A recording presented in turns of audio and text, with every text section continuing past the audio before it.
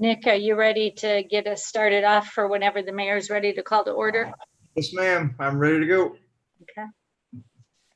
You just have to wait for 7 o'clock, Mayor, and we're all set.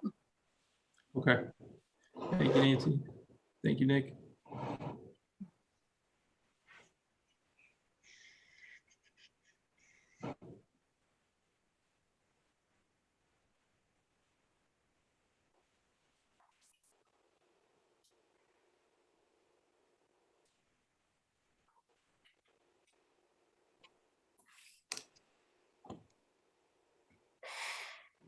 Okay.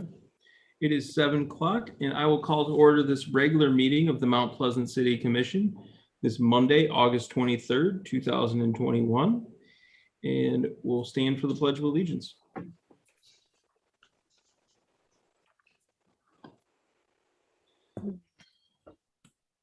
I pledge allegiance to the flag of the United States of America and to the republic for which it stands, one nation, under God, indivisible, with liberty and justice for all.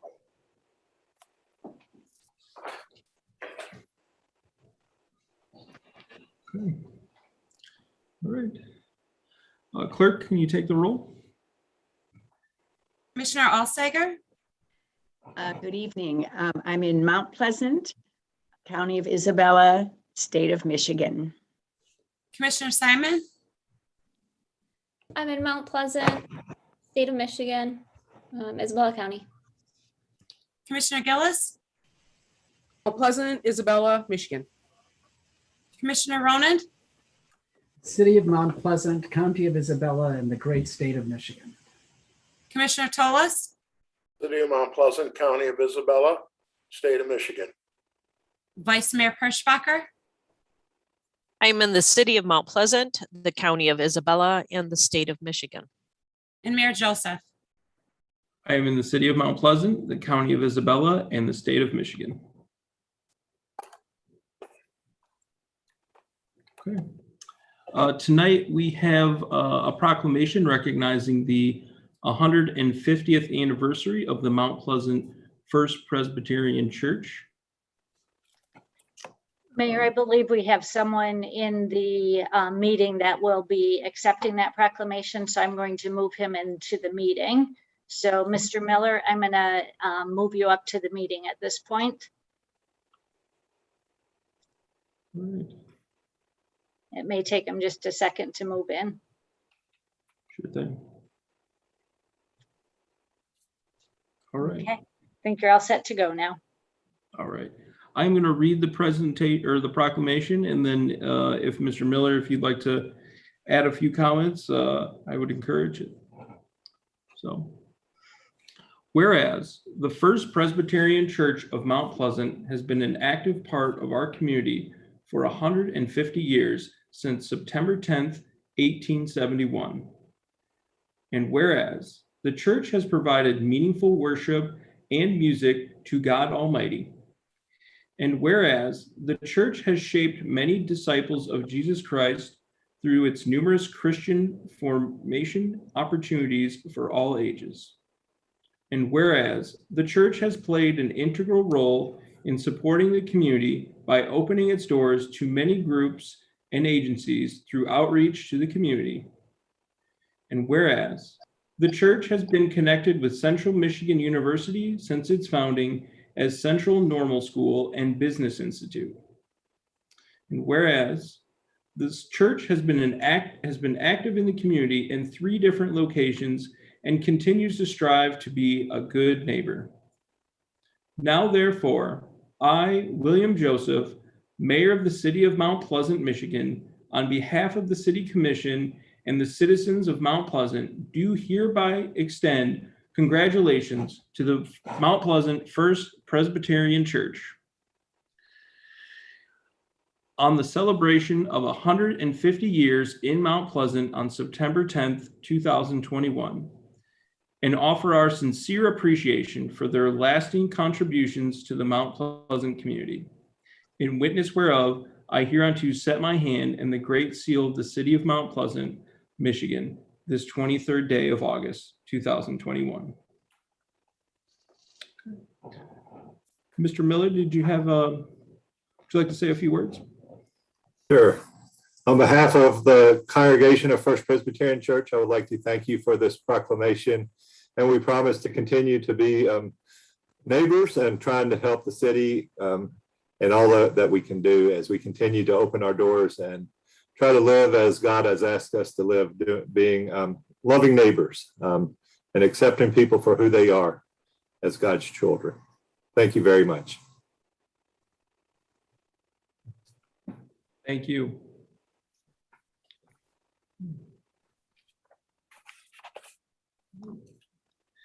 Does the commission have any additions or deletions to tonight's agenda?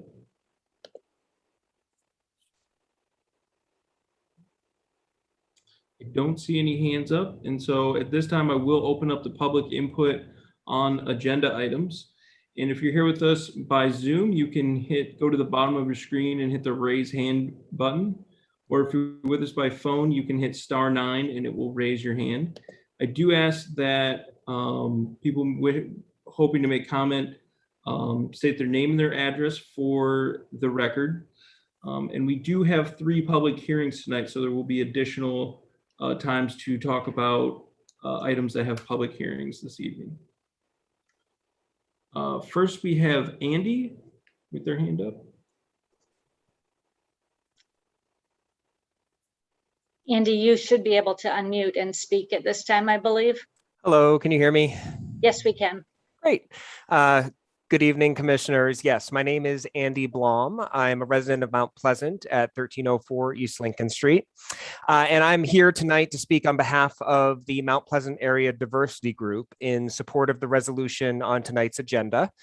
I know in the Zoom audience tonight, there are some people who are here to show support for this resolution. And so at the end of my remarks, I'll ask them to use the raise hand function on Zoom to show their support. A little background: since the beginning of 2019, members of our community organization have been meeting regularly for conversations with Chief Paul Loria. The conversations originated out of a desire to amplify concerns from the community about racial harassment and abuse in policing, as we've seen laid bare in the national movement for Black Lives. In December of 2018, the City Commission asked Chief Loria to meet with our group for a trial period of 1 year. Chief Loria welcomed the regular meetings with us. He has regularly solicited our perspectives on relations between police and the community, while also listening and responding to concerns and questions that we've raised. Chief Loria has extended an ongoing invitation to meet with our group. We're asking tonight for the City Commission to renew its own commitment to openness in community police relations with a formal resolution to continue these advisory meetings into the future. This resolution would both affirm Chief Loria's community leadership practices, as well as ensure the continuation of these practices as a normal and ongoing expectation for the city's Director of Public Safety. I can briefly highlight some of the outcomes of these advisory meetings that we've held together. When he was in the process of revising elements of departmental policy, Chief Loria made the policy language available to us and listened to our feedback that we offered from a community perspective. Our conversations were reflected in updates to policies ranging from the use of force to the handling of domestic violence situations to guidelines for protecting First Amendment assemblies and protests. We reviewed together the form and reporting process for citizen complaints. Updates to the form now enable reporting of demographic data to help spot potential patterns of identity-based bias. Through this process, our group also undertook efforts to publicize the complaint process and support individuals who want to raise a concern to the city police. And the relations with our group also facilitated sharing of public information, including citizen complaints, demographic data on stops and arrests, and police training practices. Chief Loria invited representatives of our group to observe police diversity training and solicited our feedback for improvements. So above and beyond these particular outcomes, the practice of engaging in regular conversation has established a relationship. In the context of this ongoing relationship, concerns and challenges can be raised and dealt with proactively rather than reactively. We ask the City Commission to renew its commitment to fostering these practices in community police relations with the passage of the resolution on tonight's agenda. There are members of the community who are supportive of the resolution in attendance tonight. And so at this time, at the end of my remarks, I would like to ask those in attendance to use the raise hand function to briefly indicate their support for the resolution so that the commission can see this on their screen. Thank you.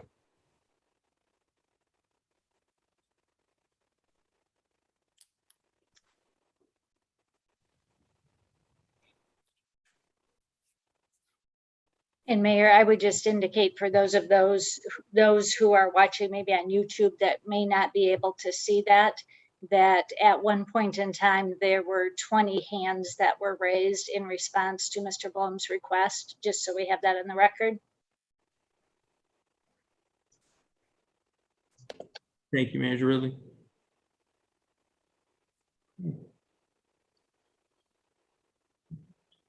I think Harmony Nolan has had her hand up. Harmony, you should be able to speak at this point, I believe. Perfect. Good evening. I'm Harmony Nolan, Community Affairs Regional Manager for Consumers Energy. I cover Gratiot, Montcalm, Isabella, and Clare counties. My office at 1325 Wright Avenue in Alma, Michigan, 48801.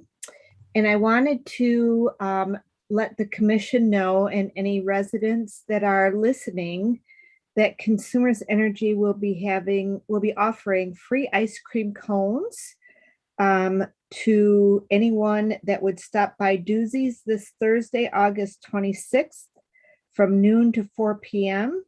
The reason we are offering these free ice cream cones is because we have made a substantial investment, approximately $5 million, to our Mount Pleasant City Gate that serves natural gas to the city of Mount Pleasant in Union Township. We upgraded the city gate for safety and reliability purposes, and we know that it's been a tad messy out on East Pickard Street, but we believe the improvements will serve the community well. One of the safety items is moving the drive off of Pickard to Summerton Road. So we're excited to be able to do this project in, actually it's Union Township, but in the Mount Pleasant city vicinity, and thought we would bring free ice cream to everyone who was had to deal with the cleanup in the service that we're doing, the traffic, etc. out there. So with that, I invite the commission to join me on Thursday, and I look forward to seeing everybody then. And lastly, I would like to just thank Nancy for her partnership with Consumers Energy over the years as the Mount Pleasant City Manager. It's been a pleasure to work with you, Nancy, and I hope that you enjoy your retirement. Thank you, Harmony.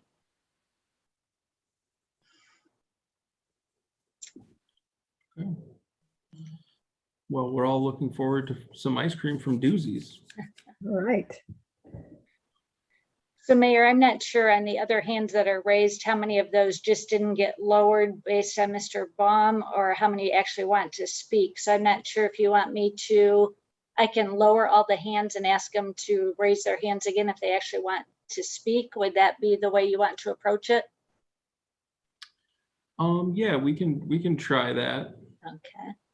So I'm going to lower all the hands. So if there's anybody in the public that would still like to speak, if you could raise your hand again, then the mayor can recognize you. Okay. I see Maureen Eke has her hand up. Okay, Maureen, you should be able to speak now. Good evening, everyone, and thank you for this opportunity to speak. I am Maureen Eke, and I am calling from Mount Pleasant, Michigan. I am also past chair of the Isabella County Human Rights Committee. I'm pleased to see that the Isabella County Human Rights Committee has also been included in this request for the reaffirmation of a commitment to continue to meet with Chief Laurier. As you all know, several of you know, we have been working with Chief Laurier. In fact, we started working with him even before the initial commitment. He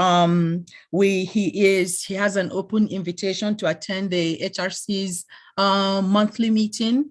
And as with his meetings with the Mount Pleasant Area Diversity Group, he presents us with updates, and the HRC has consistently contributed in the improvement or the updating of the policies, and in also providing Chief Laurier with what I believe and what he would define as useful, advice on decisions that he has made regarding diversity and inclusion in terms of training for his units and also positions that the unit has taken.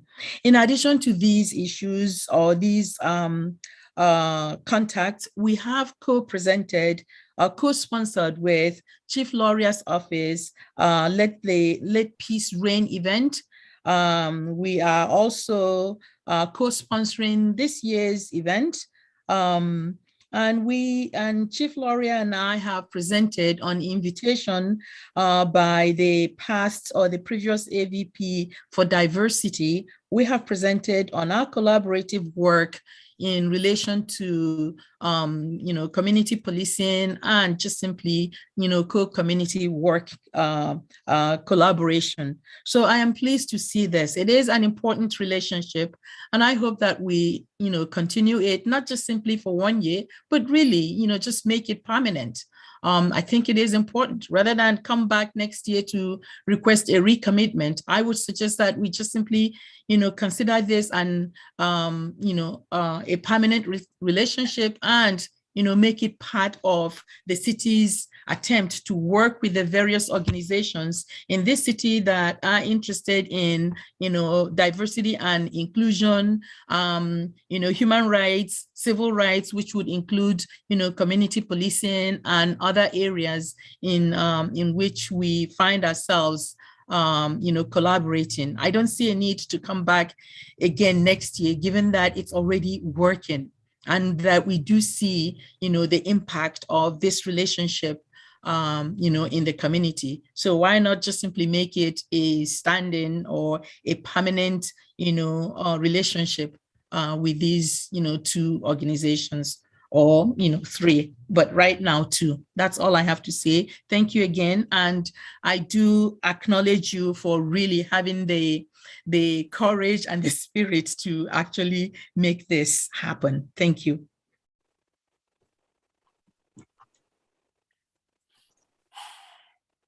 Thank you, Maureen. We have Cindy, who has her hand up.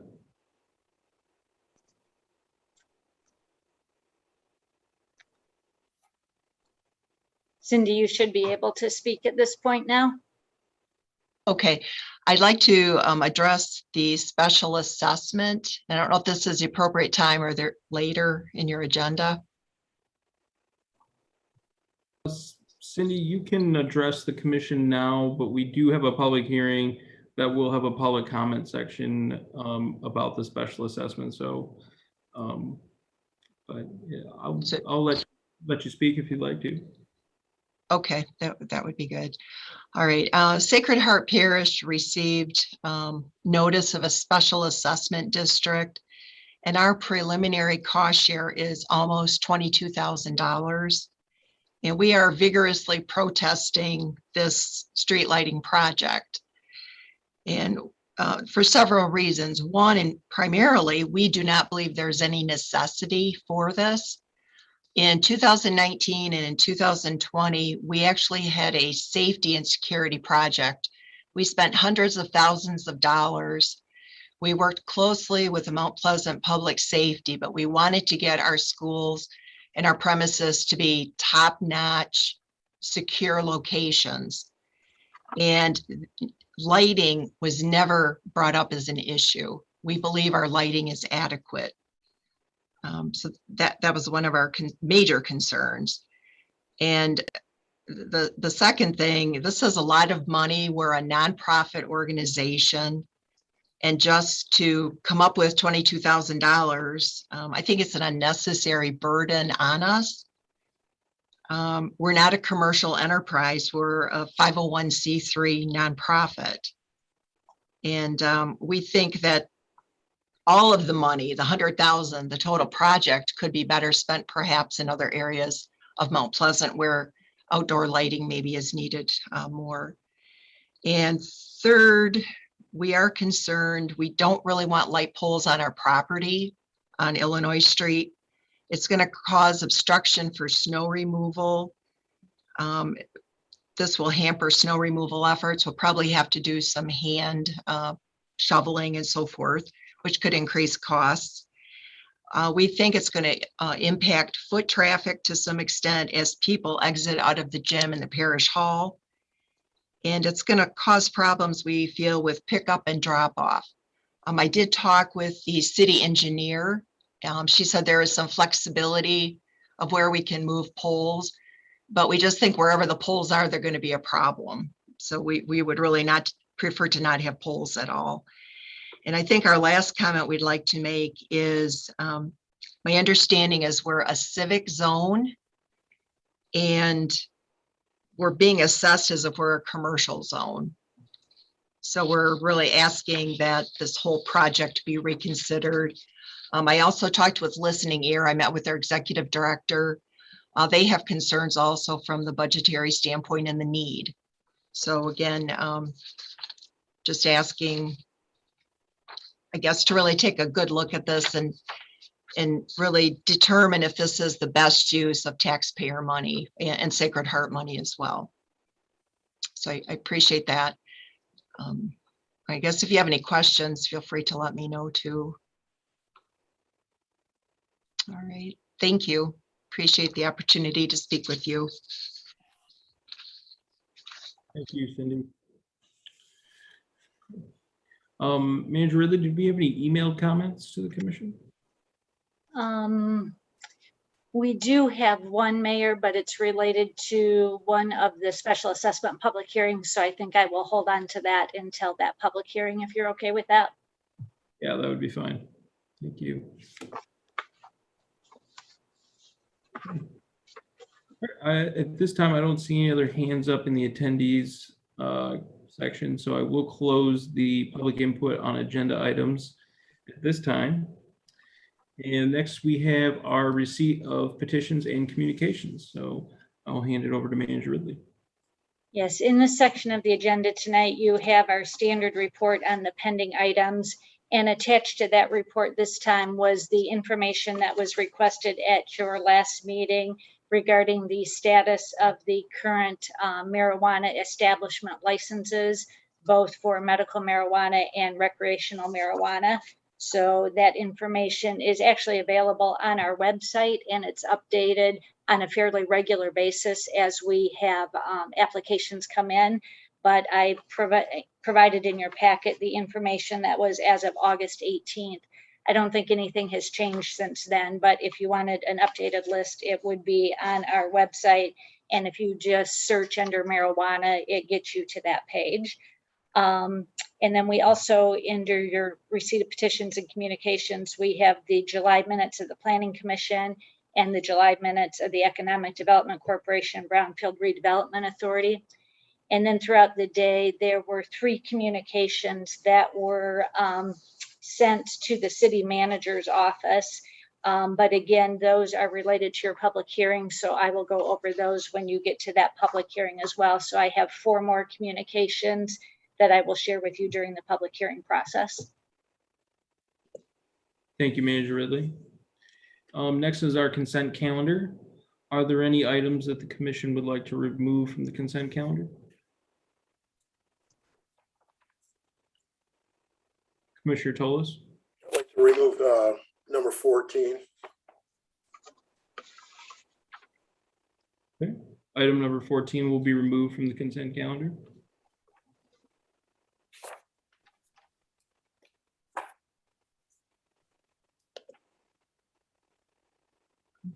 Don't see any other hands up. So I'll have Manager Ridley go over the consent calendar as presented, except for item number 14.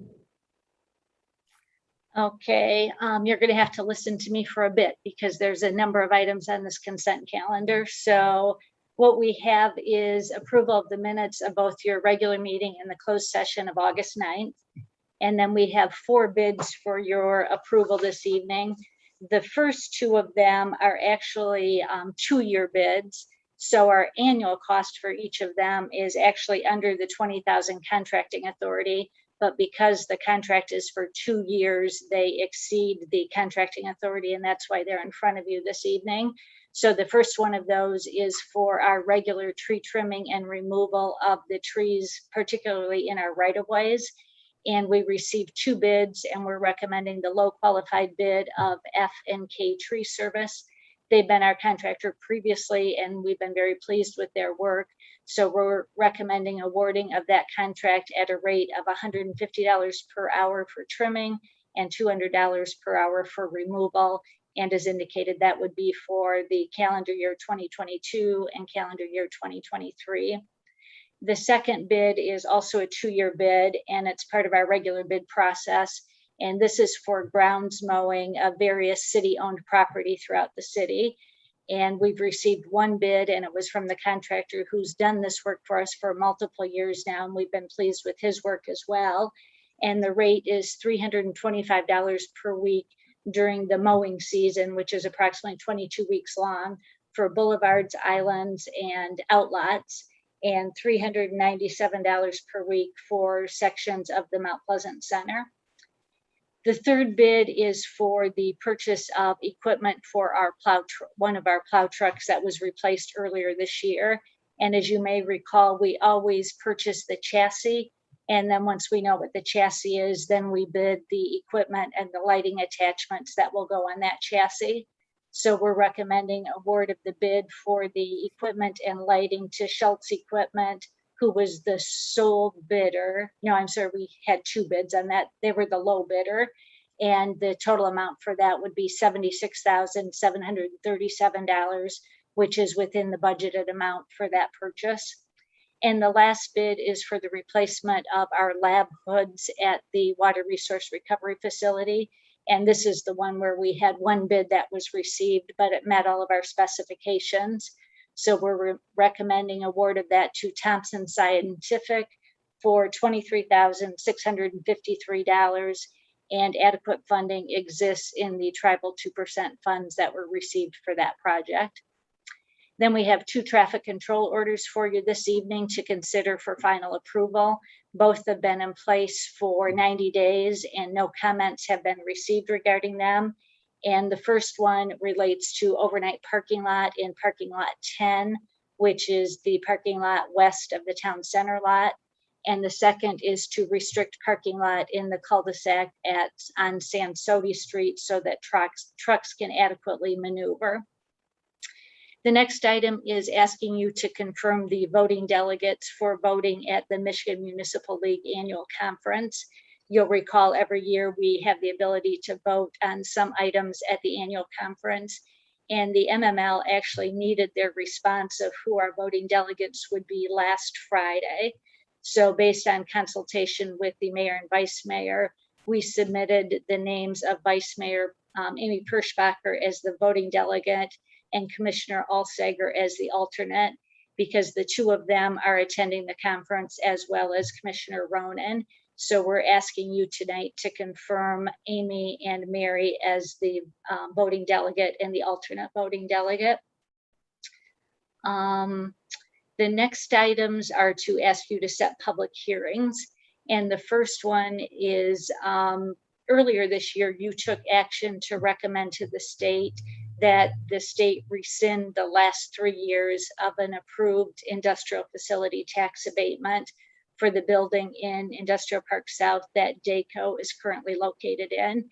And the reason you took that action is that DACO had informed us that they were closing their Mount Pleasant their US locations. And so you took action to revoke the last 3 years of that tax abatement. Since that time, as Mr. McBride from Middle Michigan Development Corporation told you at his last update, another company has indicated a desire to occupy that building once DACO leaves. And that new occupant will be Mack Limited Truck Transport. And they've been working with the MEDC at the state level to try to keep their operations in Michigan. And the MEDC has requested our local support for keeping them in Michigan. And that local support would be for you to consider allowing Mack LTT to use the last 3 years of that previously approved tax abatement. But before you can consider that, you must hold a public hearing on it. So we're requesting that you set the public hearing for September 13th.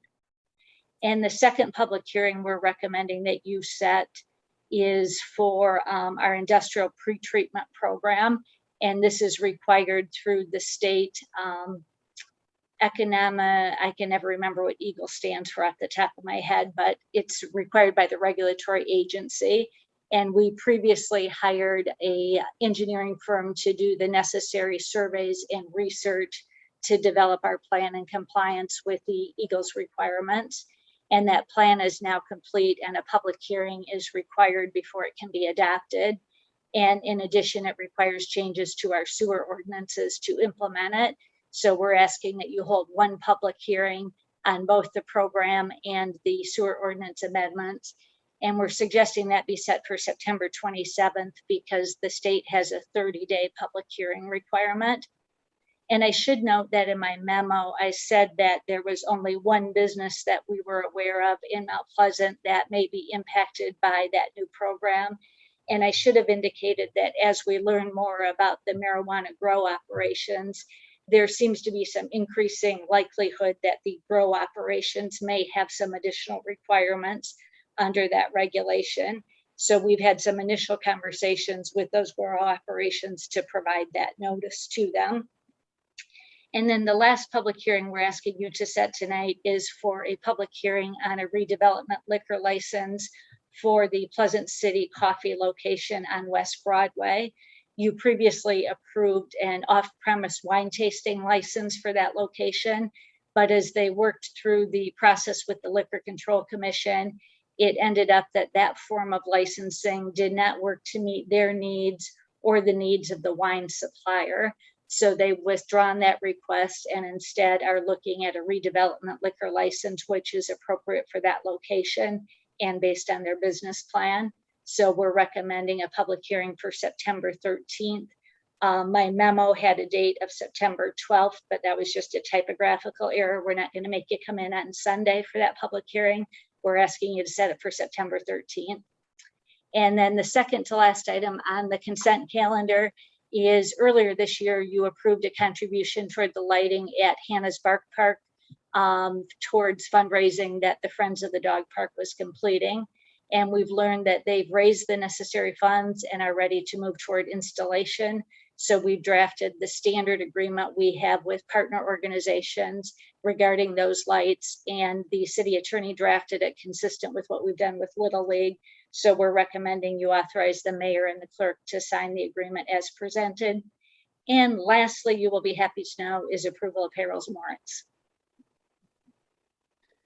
Thank you very much, Manager Ridley. Commissioner Toles. Manager Ridley, question please. 10C on the plow truck equipment. That's my understanding that's a Baird chassis. And then we're getting a front plow, underbody scraper, salter, hydraulics and lighting for that 76.7.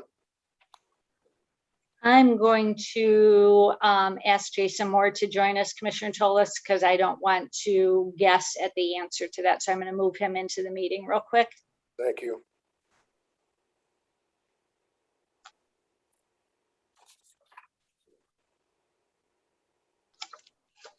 Jason, were you able to hear the question? Yes, I believe that is the case. Those items that you listed are what that includes. Okay, thank you.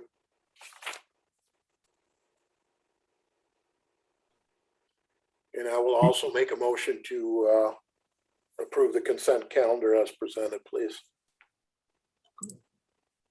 Commissioner Gillis. Second. Okay, we have a motion to accept the consent calendar as presented. And a second, any discussion?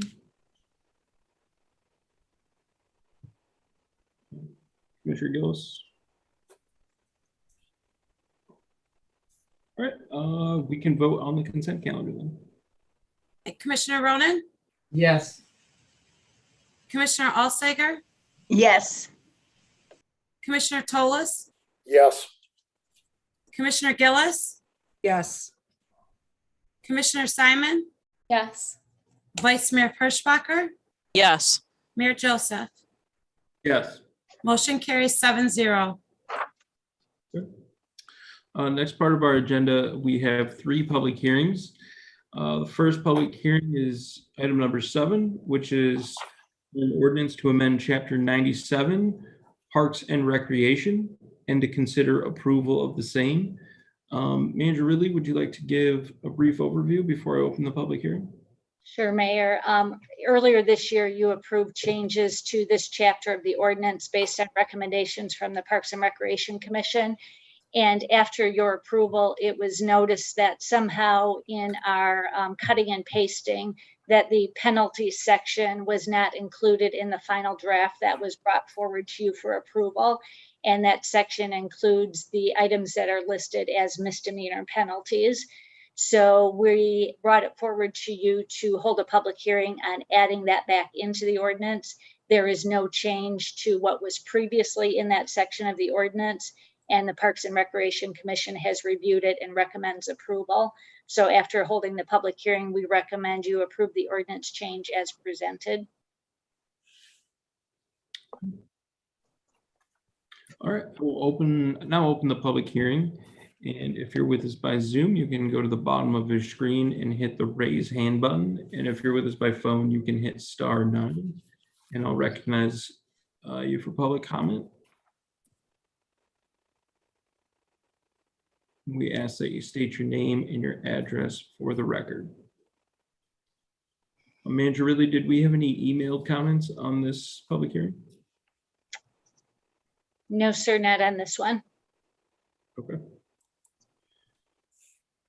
I did see a hand go up and then down from Amanda. I'm not sure if she would like to speak.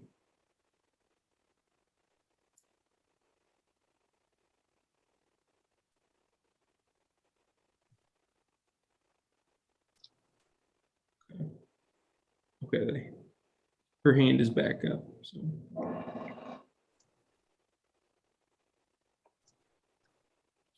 Amanda, you should be able to speak now. Hi, I'm Amanda Hart, the Executive Director of Listening Ear. I think I'm in the wrong spot for your public comment, so that's why I didn't know whether or not to take my hand back down. I'm looking to make a comment on the special assessment for the pedestrian lighting on Illinois Street. Amanda, we have 2 more public hearings. The first one, I think, is the one you're looking for, and the second one is the special assessment for the PSD. So if you will just want to hold on for a couple minutes for the next public hearing.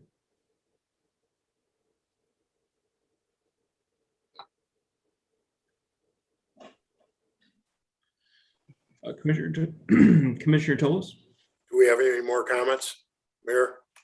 Doesn't look like we do. Okay. So I'd like to make a motion to approve the ordinance amendment to Chapter 97 of the Parks and Recreational as presented. Vice Mayor Perschbacher? I will support that motion. Okay, we have a motion and support for the changes to Chapter 97 of the city ordinances. Any discussion? Commissioner Tolas? No, I'm sorry, I didn't take it down. That's okay. My fault. All right. All right, well, I don't see any other hands up. So at this time, I think we can vote. Commissioner Tolas, Yes. Commissioner Simon, Yes. Commissioner Gillis, Yes. Commissioner Alsager, Yes. Commissioner Ronan, Yes. Vice Mayor Perschbacher, Yes. Mayor Joseph. Yes. Motion carries 7-0. Okay. The motion is carried. Next on our agenda is our second public hearing of the night. And this is on the necessity of the public improvements on Illinois Street. Manager, Ridley, would you like to give a brief overview and then I can open the public hearing? Sure. The approved capital improvement plan includes plans to install pedestrian lighting on the north side of Illinois from Maine to Fancher next year. And this is part of our multi-year plan to expand pedestrian lighting throughout areas of the city and to try to coordinate it with projects with street projects when possible. So since Illinois is being reconstructed next year, that's why that section is the part for pedestrian lighting for next year. And it is recommended that it be funded partially by special assessment and partially by capital improvement funds. And based on the approval of your recent policy earlier this year, that allocation would be 40% special assessment and 60% from the taxpayers at large. And tonight you are scheduled to hold the first of 2 public hearings on this matter. And the intended purpose of this public hearing is to hear comments on the necessity of the project. We had expected, after holding the public hearing, to have you consider resolutions 3 and 4, which are the next steps in the process. And those would, resolution 3 would have you ask us to prepare an assessment roll, which has already been done. But then you would also be setting a public hearing on that assessment roll. But I do want to tell you before you open the public hearing that my recommendation tonight instead will be that you postpone action on resolutions number 3 and 4. And the reason for that recommendation is in some of the communications that were received, it was pointed out that some of these properties are zoned as civic. And when we drafted the policy for your approval earlier this year, we did not include that zoning designation in the policy because in the past we think we had always treated those based on the surrounding zoning. So I would like some time, if you're willing to give it to us, to review some of those prior special assessments to determine how we previously handled properties that fall into that definition of a civic zone, to know how their assessments were handled in previous years. And we did not have time to complete that research today. And I think it would be wise to do that before you move forward in the process. So I think you should still hold the public hearing this tonight as was scheduled, but then postpone action on resolutions 3 and 4, and we will get you some additional information and put that on your next meeting for consideration. Thank you, Manager Ridley. At this time, I will open up the public hearing. And as before, if you're with us by Zoom, you can go to the bottom of your screen and hit the raise hand button. Or if you're with us by phone, you can hit *9. And I'll recognize Amanda. Amanda, you should be unmuted again. Thank you. I'm Amanda Hart, the Executive Director of Listening Ear at the agency 107 Illinois. And we did receive notification on the special assessment for the pedestrian street lighting. And Listening Ear is protesting the street lighting that is being proposed for a few reasons. One, that the agency has already installed, we invested several years ago on an awning with a light system that wraps around our building starting on Main Street, wraps around our entire building all the way down in front of 107 down to the alley. So we already installed lights that are running every evening, and we put that into place a couple years ago for additional safety and security reasons. So for us, the additional lighting on the sidewalk is not a necessity, as we've already invested several years ago in providing that lighting, not only to our agency, but the community that is already walking around. They would have that lighting with the awning that they're walking down and using the sidewalks now. Another concern that we had is that the cost, I know that the projected or proposed cost right now is about 100,000. And then it looks like the city is maybe taking on about 75,000 of that. We're leaving the remaining 24,000 to be shared between different agencies. I know you already heard from tonight from Cindy from Sacred Heart. Listening ears cost is not anywhere near Sacred Heart's cost, but it's still a cost nonetheless for a private nonprofit organization that has to come up with this cost. It is proposed at this time that listening ears cost would be $2,575.03. Unfortunately, because we rely heavily on governmental contracts and donations, this does not meet any of our current contracts as it stands, so I would not be able to use any of our current funding to pay for a project that does not necessarily benefit specific programs or the agency. So we would have to try to come up with how we were going to fund listening ears costs for this, as I can't depreciate this as an asset, and it's not anything I can charge to any of my funding sources. Another concern that we do have is already in front of our building. I'm not sure how familiar everybody is with listening ear. We serve a lot of folks with disabilities. We have a lot of traffic that comes into the agency, and we use that 107 as that main building that they are coming in and entering for services. We already have 3 trees that the city planted on the sidewalk in front of the building, and we have a couple parking signs. We already have some barriers and limits on bringing in the folks that we serve. A lot of our folks have disabilities, and so they're in wheelchairs. They need extra equipment and space to pull folks out of the vehicles and get them back into vehicles. Parking is already kind of limited as it is downtown, and there's only one space that is even handicap accessible in front of our building on 107. So I'm concerned about taking up more that street and putting in another barrier that might make getting to and from vehicles and people accessing our services a little more difficult and challenging. So I'm concerned about additional barriers might be in front. And then finally, we do have some tenants that live on the block, and that's how we help offset the cost of our operations for our building. We do have some tenants that are going to be concerned, as we already hear some concerns about the lighting that is downtown as they're trying to sleep. And so I'm concerned about additional lighting, what that might do to disrupt tenants, and if that's going to be a cost that would potentially impact our occupancy rate, which would then be another financial hardship. So in the end, listening ear is a bit concerned and protesting this assessment of the additional street lights in front of our building on 107. If you have any questions, by all means, please feel free to ask me or let me know, or if you need additional information from listening ear, we'd be happy to provide that information. Thank you. Thank you, Amanda. Manager Ridley, we had some email comments on this. Yes, we did, Mayor. 2 of them were from 2 of the individuals who already spoke this evening. One was from Cindy at Sacred Heart Parish, and the second was from Amanda at Listening Ear. And I think they summarized their comments, but I will make sure you get their full written information so you have it available to read through. But I won't exceed the 5-minute public comment period by reading those 2, since both of them have already spoken. But there were 2 additional ones that were received from individuals who have not spoken this evening that I would like to read so that you are aware of them.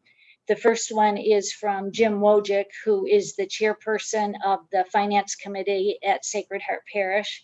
And Mr. Wojcik's letter indicates, I'm sorry, I got to reset this clock to make sure I don't go over the 5 minutes.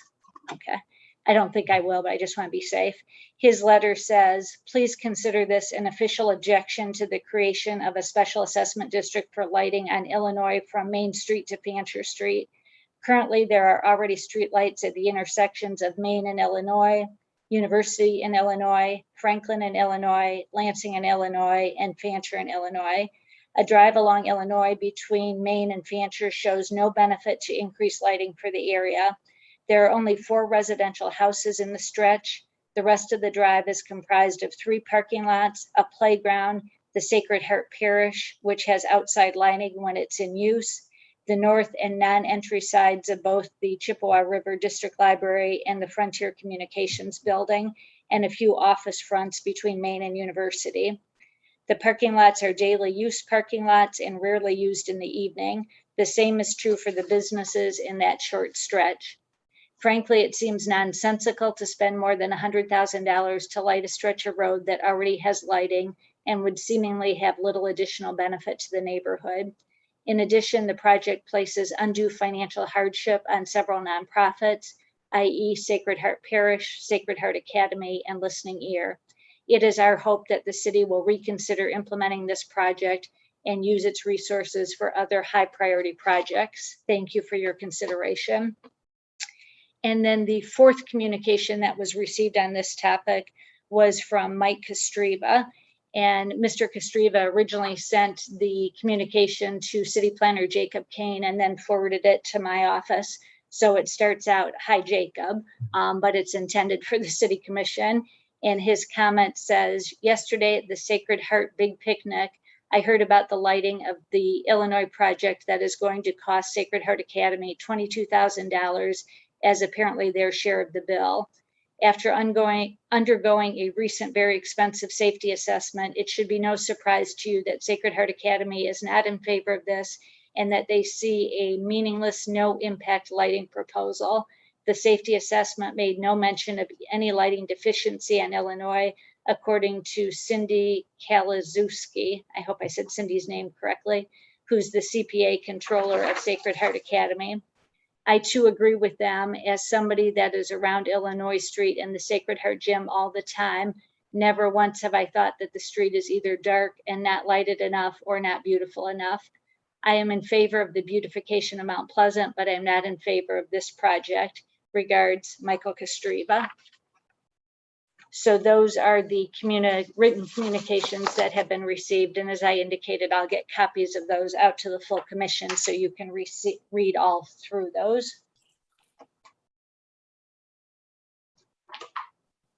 Thank you, Manager Ridley. I don't see any other hands up in the attendees section, so I will close the public hearing at this time. And I recognize Commissioner Toles. I'll make a motion to postpone resolution number 3 and 4 for special assessment of District 121 regarding pedestrian lighting until clarifications are made. Okay. Vice Mayor Petersbacher. I will support that motion. Okay, we have a motion to postpone until clarification is received to the commission. Any discussion? I'd just like to appreciate Manager Ridley's work in this matter. I think looking at the civic zoning is especially important when we look at our special assessment policy, and I know a lot of our special assessments usually go with what zoning classification a certain property is, and so this is particularly important that we have a solid footing when we look at this issue. Commissioner Ronan? Yeah, I don't want to belabor the point, but I think it's a great idea and I support the motion. But could we also, I mean, I'm not an engineer and I'm certainly not a light engineer. I mean, is there some way to look at the amount of light that's there? And because it seems like there's some, I don't quite know what I'm asking, to be honest. I don't know whether we measure the number of lumens or if there's some way just to sort of do an empirical assessment of lighting and needs and that type of stuff. If that could also be looked at. If it costs too much money to do that, don't do it. But I mean, I'd just be curious, I guess. I can check into that, Commissioner Ronan. At one time, we used to have a device that would measure lumens. I'm not sure if we still have that, but I can look into that. But in the meantime, I would encourage each of you to go visually look at it if you have an opportunity over the next couple of weeks. But I will check to see if there's a more data-driven piece that we can provide you as well.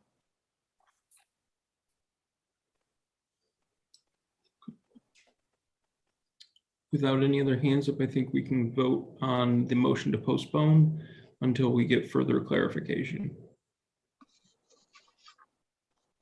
Commissioner Gillis, Yes. Commissioner Alsager, Yes. Commissioner Ronan, Yes.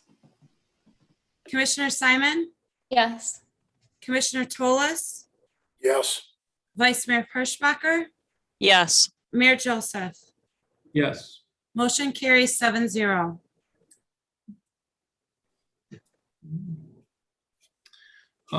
Tonight, our third and final public hearing is on the necessity of the public improvements for the principal shopping district. Manager Ridley, would you like to give a brief overview before I open the public hearing? Sure. The principal shopping district state law is in place to fund certain activities within the identified district. And those activities for Mount Pleasant include the maintenance of the groundskeeping and the hanging baskets, the snow removal of the downtown parking lots and their adjacent sidewalks, and utilities for lighting in the parking lots. And in addition, if the snow removal comes in under budget, funds can be used to power wash the public sidewalks. Like the previous special assessment we talked about, it's a 5-step process. And so tonight we're recommending you hold the public hearing on the necessity. And after holding that public hearing, in this case, we do recommend that you consider resolutions 3 and 4. And as I mentioned, resolution 3 requests that an assessment roll be prepared, which we've already done and is in your packet. And number 4 sets a public hearing for September 13th to obtain public input on the cost allocation in that assessment roll. So we recommend you hold the public hearing and then approve resolutions 3 and 4 as presented. Thank you, Manager Ridley. At this time, I will open the public hearing. And like before, if you want to make comment, go to the bottom of your screen and hit the raise hand button or hit *9 on your telephone. Manager Ridley, did we have any emailed comments on the PSD special assessment? No, sir, we didn't have any on this public hearing.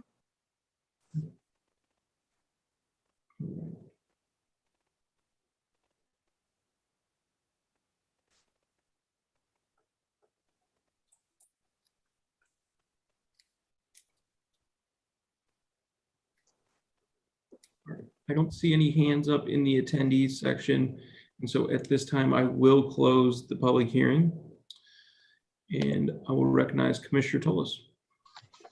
Motion to approve resolution 3 and 4 is presented regarding the principal shopping district special assessment 2-21. Vice Mayor Perschbacher. I support that motion. Okay, we have a motion and a second to approve resolution 3 and 4 of the special assessment. Any discussion?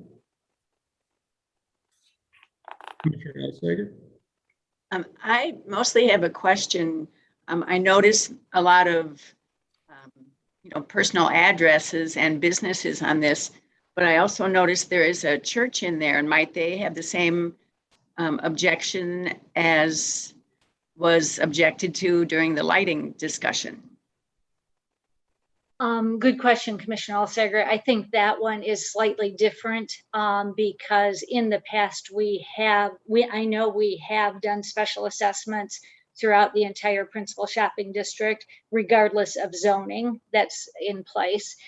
Every business that's in there that does not have enough parking credits, that is not governmental or residential, has been assessed in the past. The difference with the lighting one that came up this evening is our policy specifically points out residential zoning districts and commercial zoning districts and is silent on civic zoning. So that one is more driven by the zoning designation. So I see the issues as being different between the two special assessments. Okay, thank you. Good question. I guess for reminder for the commission and for the public, the PSD board met and there was a reduction in the special assessment amount for this year, and I believe it's for next year as well. And so that's gonna, with the same services provided, and so I think that helped calm some of the I guess maybe anticipation of, paying more taxes than some people would like to, from the PSD board at least. Commissioner Tolis? Yeah, I was just going to piggyback on that, that it's a 15% reduction for the 2 years. Commissioner Ronan? Yeah, I'm going to support this, and I'm very much in favor of particularly the 15% reduction we did earlier. But I have had some people reach out to me to ask about, well, we have sort of 3 districts downtown. We have the principal shopping district, we have the Tippett district, and we have the historic district. And if you look at them, they have like 3 different, I mean, they're, part of it's overlapping, part of it isn't. I think I have gotten some questions about how those districts were drawn at one point.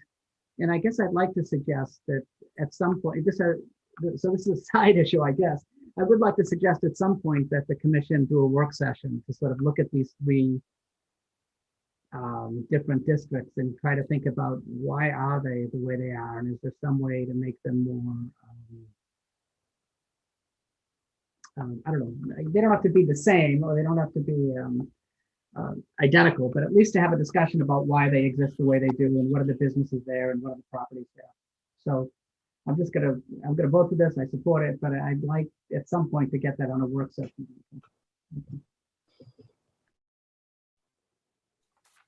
That's certainly information that we can gather, and if we feel we want to have a conversation about it, we certainly can.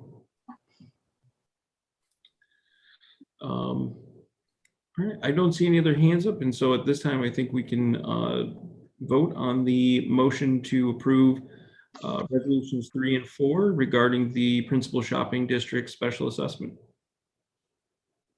Commissioner Simon, Yes. Commissioner Gillis, Yes. Commissioner Tolis, Yes. Commissioner Alsager, Yes. Commissioner Ronan, Yes. Vice Mayor Perschbacher, Yes. and Mayor Joseph. Yes. Motion carries 7-0. Motion is carried. Next on our agenda is item number 14, which is to consider the reconfirmation of commitment to meeting with the Mount Pleasant Area Diversity Group and the Human Rights Committee. Manager Ridley, would you like to give some overview? Yes, as you heard during the public comment from Mr. Blom and Ms. Ike, Director Loria has been meeting with either members of this group or attending their regular meetings since 2018. And he, like the 2 groups, has found the 2-way dialogue to be extremely productive and extremely helpful.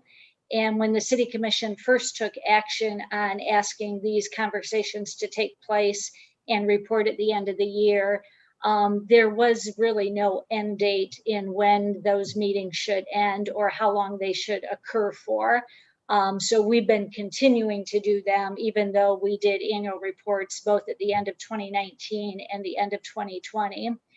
And as it was indicated, the diversity group first came to us to recommend that we bring it to the City Commission to reconfirm the commitment for that ongoing dialogue with Director Loria. And I would tell you, and they provided a written request for us to do that. And Director Loria, I have been impressed with his interest and his commitment in continuing to do that. And even more so, I've been impressed with his openness and some of the items that have been discussed, and a willingness to look at ways to address some of the items that were brought forward for the betterment of our overall community. So when he brought this up about bringing it to you for a recommitment, there was no hesitation about bringing it forward to you to ask you to endorse that ongoing commitment.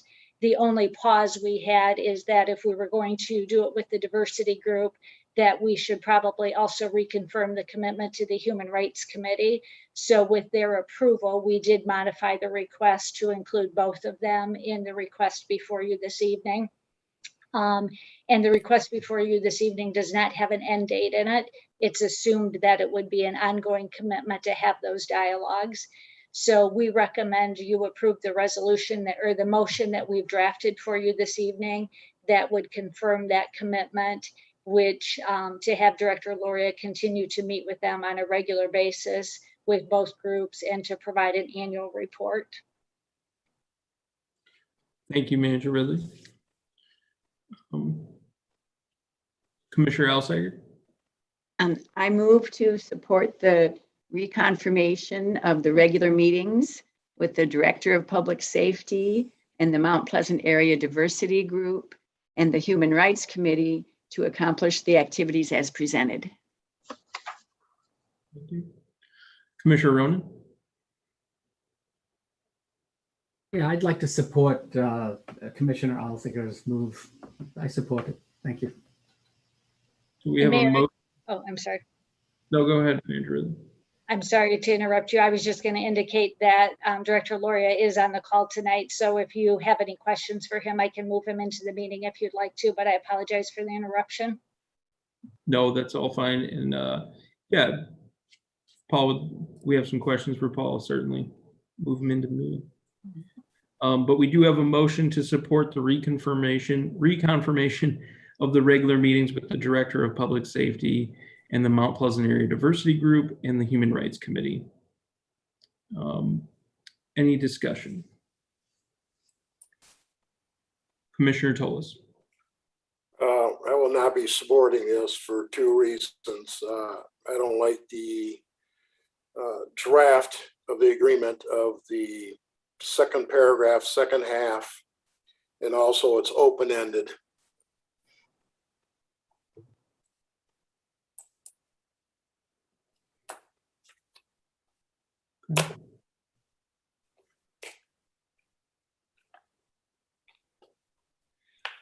Commissioner Alsager. I will be supporting this motion. I think having the ongoing dialogue is really important. You never know when we're going to have more severe issues that we need to address. You can't just assume it's always going to be smooth. So I think it's good to have this dialogue. Commissioner Ronan. Yeah, I'm really impressed that it's preventative as opposed to reactionary. So I think it makes sense to sort of have this on an ongoing basis, just as a way of warding off any difficulties that could arise and just keeping lines of communication open. I think both the diversity group and the Human Rights Committee could modify it if they felt there was no longer a need for it. But I mean, I think at this point, it seems to be working well. You know, it's been very tumultuous nationally over the past, well, you guys have, I'm not going to go there.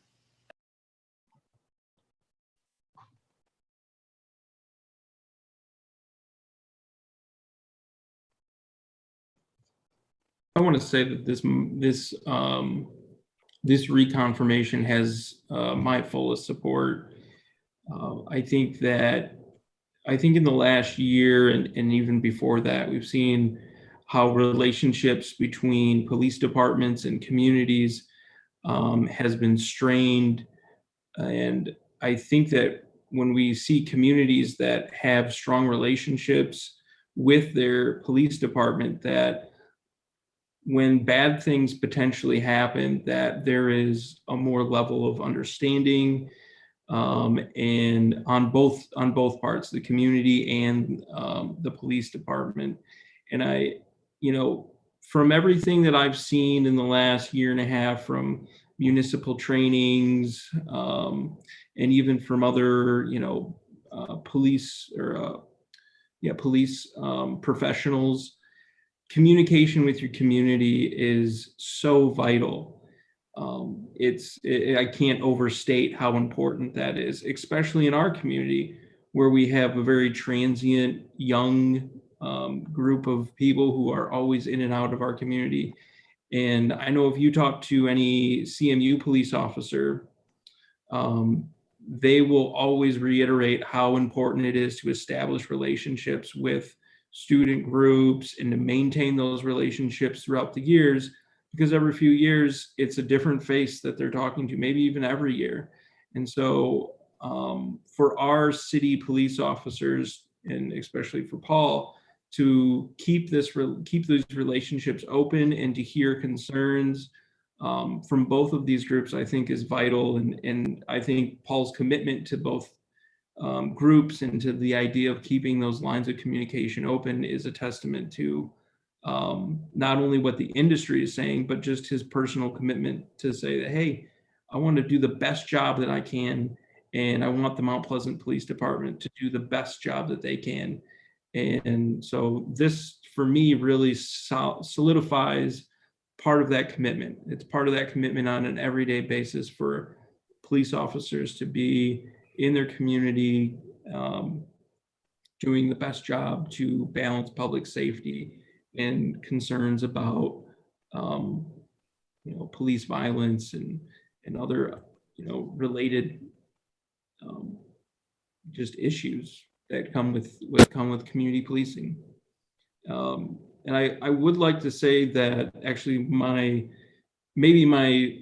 the part that I like the most about this is actually the commitment to have an annual report from both groups to the City Commission. And although it doesn't necessarily, there's not a requirement for them to say, hey, we want you to do something different, but there is that option. And I think that's really important because as a City Commission, we should be aware of what those groups are, how they feel about our own officers and how those conversations are going on with Paul. And so to have that formal recommendation potentially, or just a report, reconfirms potentially every year that, hey, we are doing the best job we can.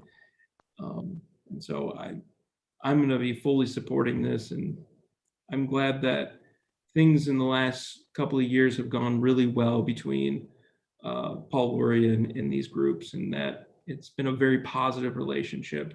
And I think it reconfirms what our community is all about. So, with that, I recognize Commissioner Ronan.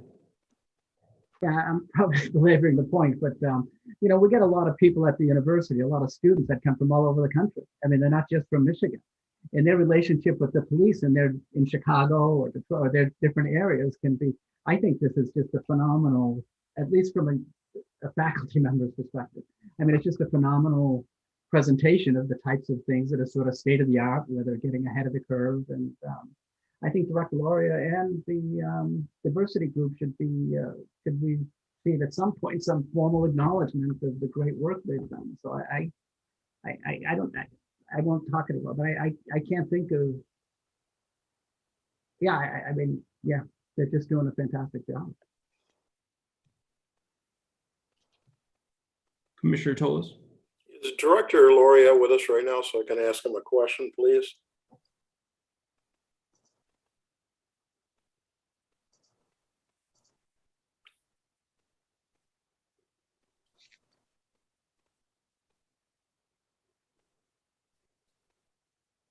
He's now been moved into the meeting, Commissioner Toles, so he should be able to hear your question.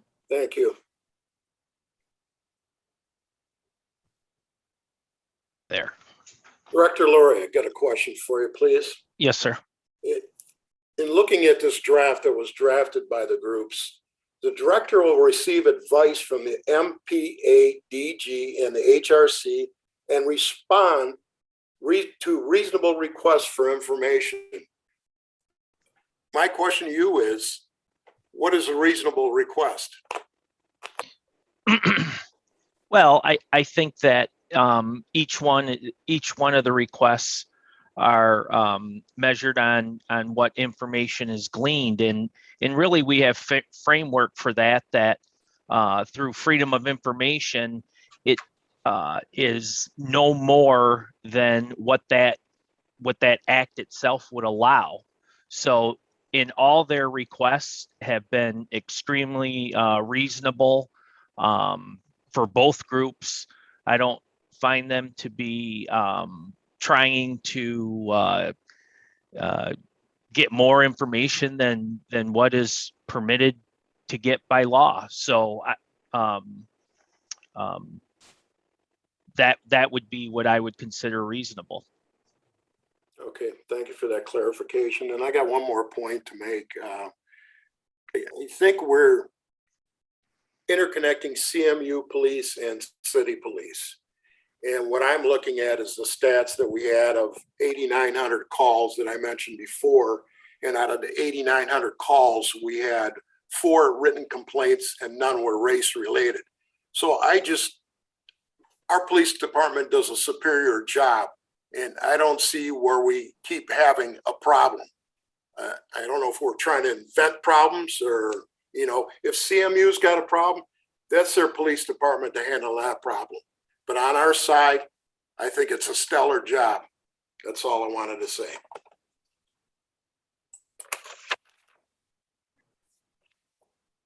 Commissioner Ronan. Yeah, and I think last time I said I wasn't going to say anything more, so somebody's going to jump on me. But look, it's the problem with prevention, right? I mean, if you keep things from happening, if you keep things good, then nothing bad happens. They say, oh, we don't need, I mean, whatever you're doing. I agree with you, Pete.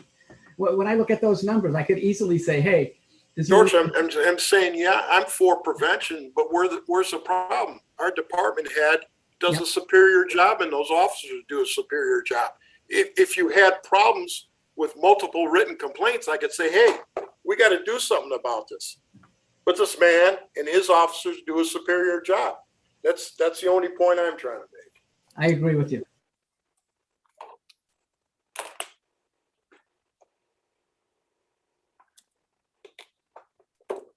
Vice Mayor Petersbacher. I would like to continue Commissioner Ronan's thought that the thing is being proactive is important. And if we're proactive and we're on top of this stuff, then we rarely have a problem. That's the whole idea of having a police force, is if we don't have a police force, we have more problems. We have a police force, we have less problems. We have people that say, hey, we want to make sure that everyone's being treated equally. There's a higher probability of people being treated equally. That's all these two groups do. And I commend our police force and Director Loria for working with these two groups. I appreciate their time and effort. And I think that this is exactly what we're supposed to be doing for our residents, is being proactive. We never want to be behind the 8 ball. We always want to be ready for what's happening. Yeah.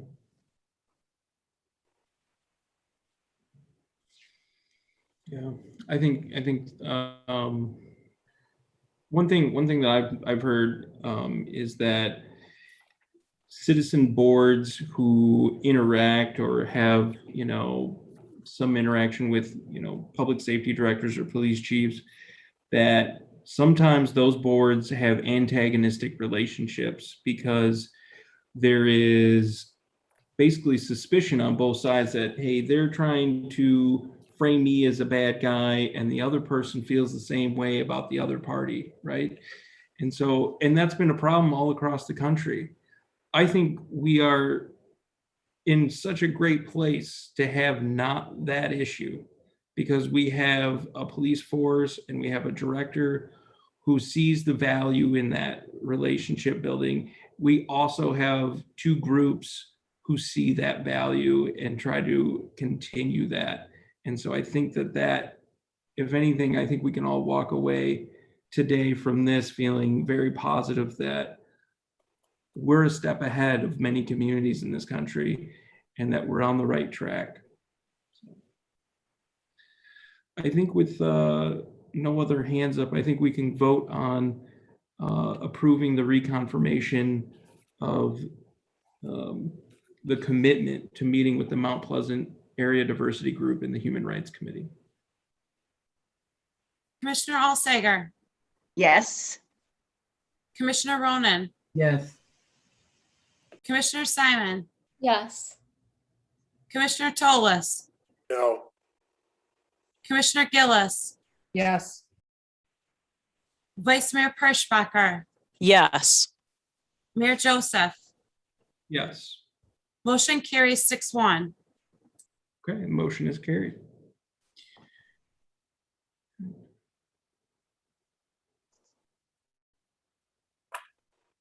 All right, next on our agenda is item number 19, which is to review and discuss city manager candidates and to consider entering into contract negotiations with the top candidates. For the commission and for those in the public, obviously, City Manager Ridley is looking to retire from her position as the Mount Pleasant City Manager. And so we've been in a process for several months now to hire a replacement. This past weekend on Saturday, we held interviews for 4 candidates. And today we are going to discuss the results of those interviews. And hopefully we have several options in front of us. One is to make an offer of employment to one of the candidates. But there are other options as well to maybe continue the interview process, to narrow the pool down, or to request more information. I would like to formally just really thank all the candidates who applied. We had over 60 candidates for the city manager's position, which is a very high number in a small field of people who are really have the experience and the knowledge to be a city manager. And so we really thank all the candidates for applying, and especially the 4 who we interviewed this Saturday.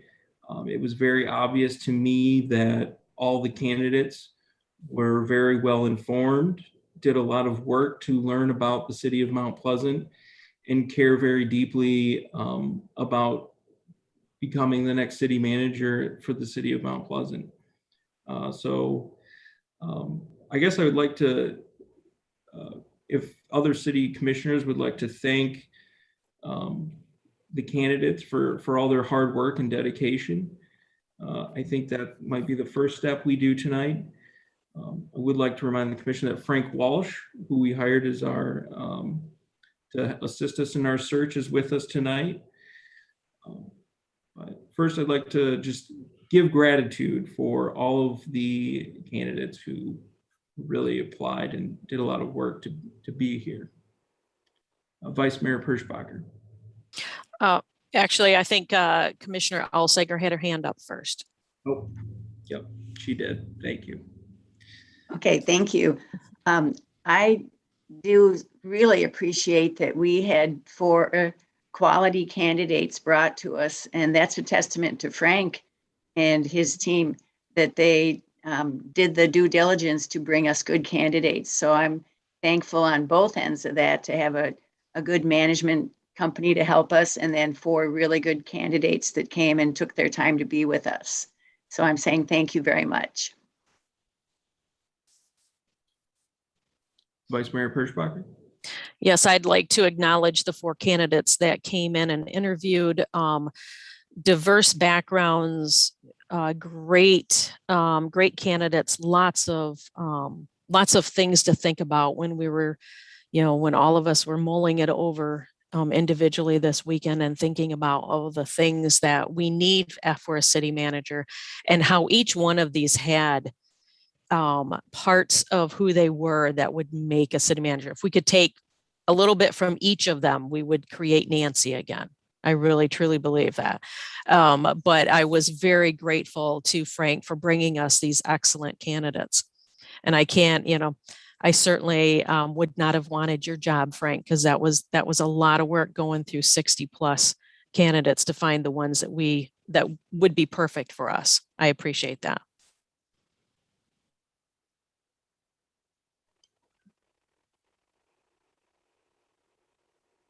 Frank, would you care to have a couple words? Yeah, well, thank you for those kind words, and I couldn't agree more. It's a great group of 4. The thing I was really impressed with was the amount of research they brought, the amount of passion and energy they brought, not only about themselves, but wanting to be the Mount Pleasant manager. That says something about all of you. It says something about your 26,000 residents. Yeah, so thank you very much. And when you're ready, I have some prepared stuff to go through, Mayor. Sure. Commissioner Gillis. Yes. As I thanked all four candidates Saturday. I know they took out 2 days of their lives to be with us and share their ideas and vision for the future. So I hope this evening will go smoothly, but know that you all were fine candidates, and appreciate the time you gave us and your frank answers to our questions. And so thank you. And if you aren't chosen, please come to visit us. Thank you. Commissioner Tolles? I would like to also thank the 4 candidates. I think we spent about 5.5 hours on Saturday, and I wish at that time I was ready, and I think Commissioner Gillis was ready to cut it down from 4 candidates to 2 candidates and proceed with discussion today. Thank you.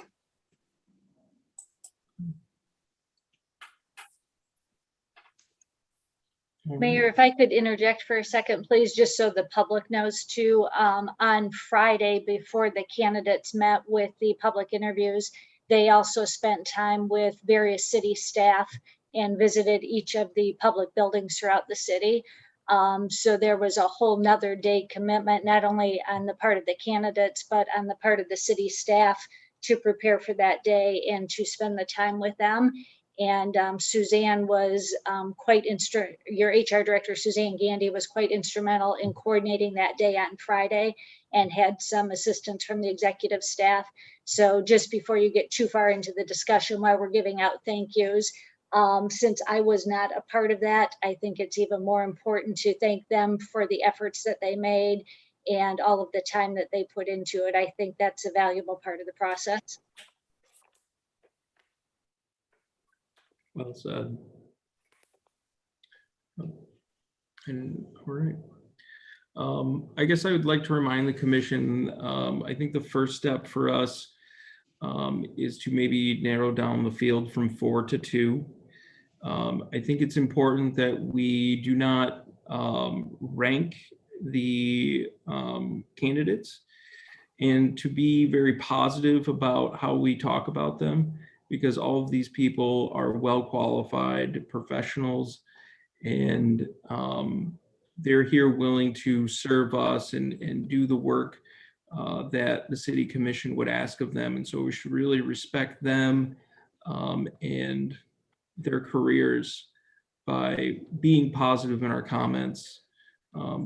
Not to say, I know that there may be differences amongst the commission about how each candidate was perceived, but to keep those differences in positive light, to respect the candidates that we had. Frank, did you want to say something about that?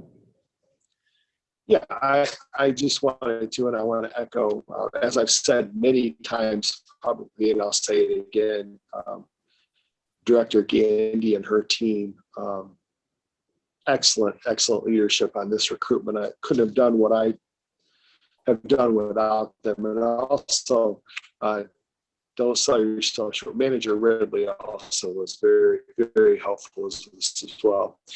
I wanted to just a few things. Think about don't think about maybe tonight or tomorrow, but 5 to 15 years from now, when you look back and at this evening, potentially when you appoint a new manager, 5 years from now or 10 years from now, who's best on your list of what you were looking for? You talked about someone who could help implement the master plan, deal with the fallout of the business community during COVID, have a great relationship with CMU and the Saginaw, the Chippewa tribe, the West Broadway Revitalization Project, Reimagine Mission Street.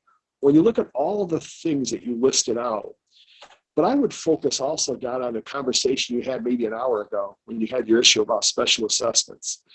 And I would say the diplomatic and eloquent way that Manager Ridley handled that, and Mayor, you even referenced that.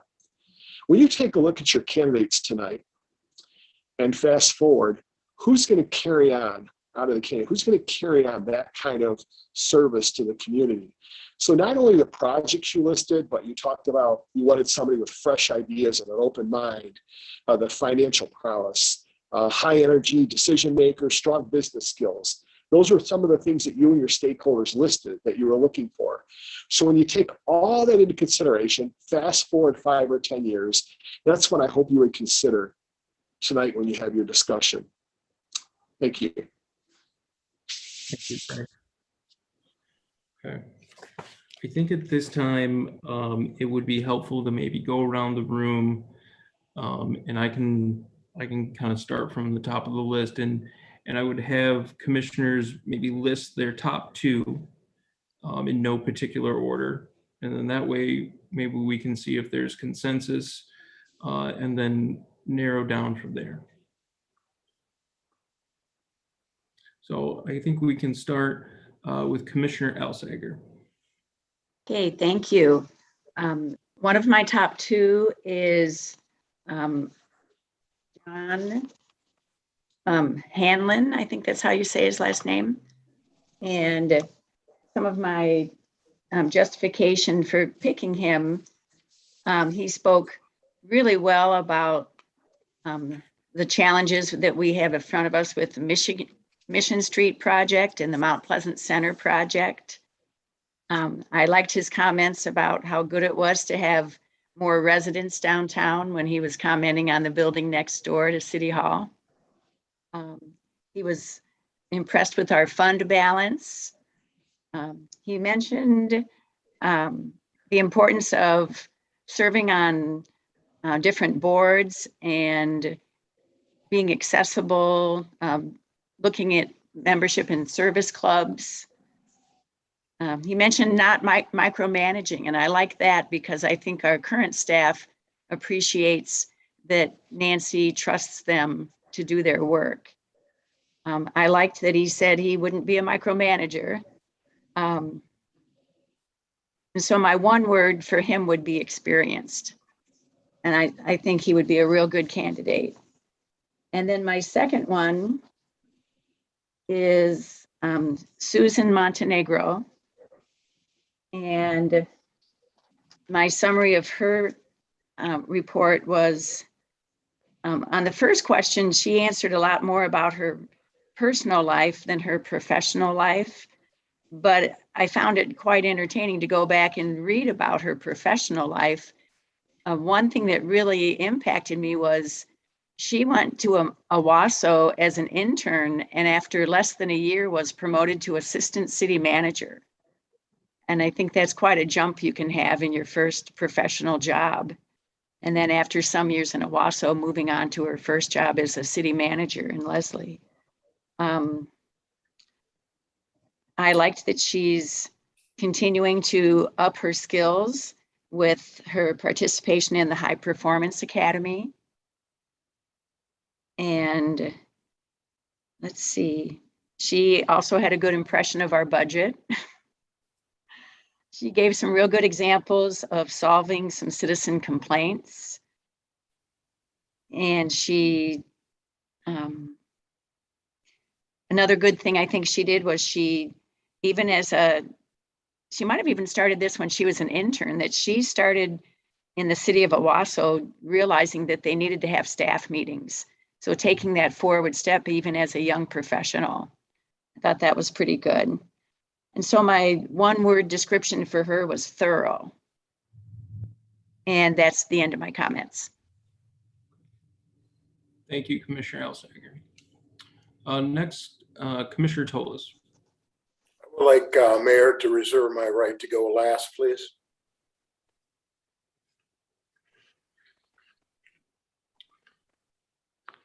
Just clarification, I thought we were just going to list our top 2 and then get into a discussion, well, to see if there was any unanimous or any collaboration of all of our top 2s, rather than going into discussion of specific characteristics of the applicants.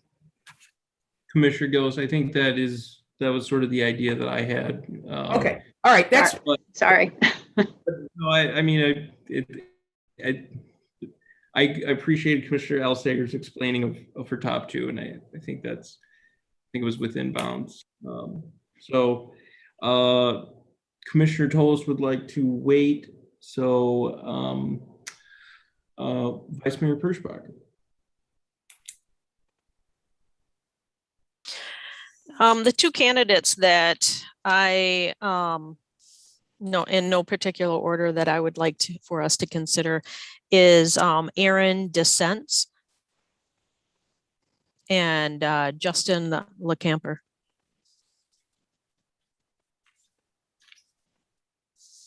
Okay. Thank you, Vice Mayor Petersbacher. Then Commissioner Ronan.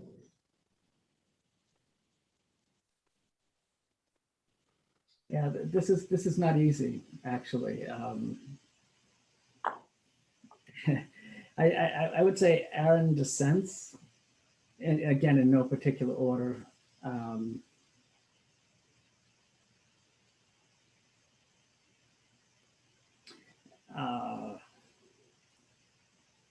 Right. I guess I can't go last because Pete already said he was going last, right? Got that right. I'm only kidding. I guess I might go with John.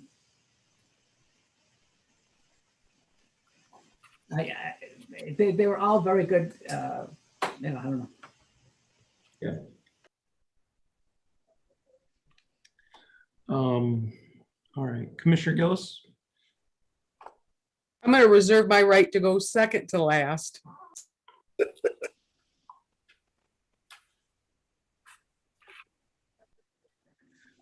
All right, I don't understand being shy to explain, but I think it's okay. I guess I'll go next. This was a very hard choice for me. All of these candidates were very good. And I found myself poring over the resumes and rewatching the interviews and really trying to pick apart things that I thought were important. And I think the areas where I really focused my attention, the two candidates that stuck out to me were Justin and Aaron.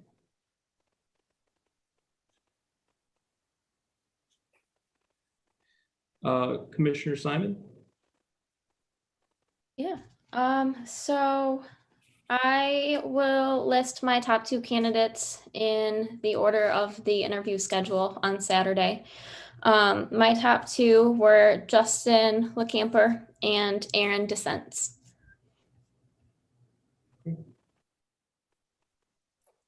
Commissioner Gillis? Yes, my top two candidates were John Hanafin and Aaron DeSense.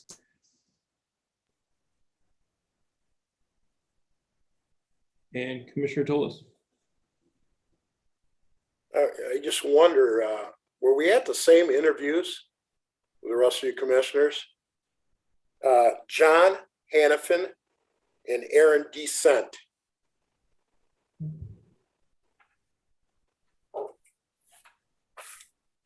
All right, so we do have, from my count, it does look like Aaron has is closely followed by John and Justin amongst the four. And so I guess, would we like to talk a little bit more about Aaron and make sure that, just talk about maybe things that we liked about Aaron's interview and his resume and his experience? Commissioner Alsager? I have some notes on Aaron. I think he was a good candidate. He mentioned one good idea for downtown that no one else mentioned. On the front page of my notes, I just noticed he used a lot of buzzwords. I didn't really notice depth. I noticed just kind of stock answers. So I wasn't as thrilled with that. I did like that he emphasized helping businesses recover. One of the questions I asked, he answered only half of the question. He did have some good experience in contract negotiations. When I compared a job that he shared with one of the other candidates, he was there about the same length of time, maybe a little bit less, but he had kind of a short list of accomplishments compared to a much longer list from another candidate. So that's why he was ranked a little bit lower on my list.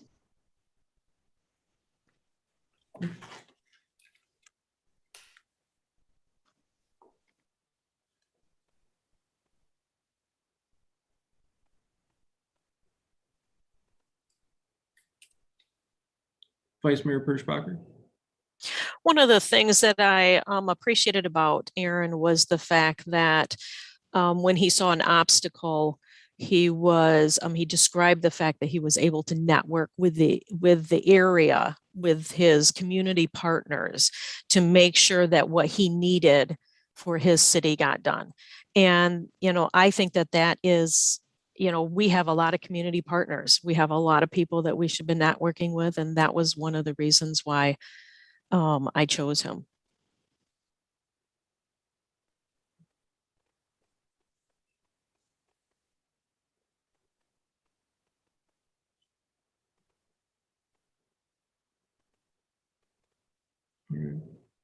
I thought Aaron was one of the top candidates because I liked his confidence. I liked the fact that he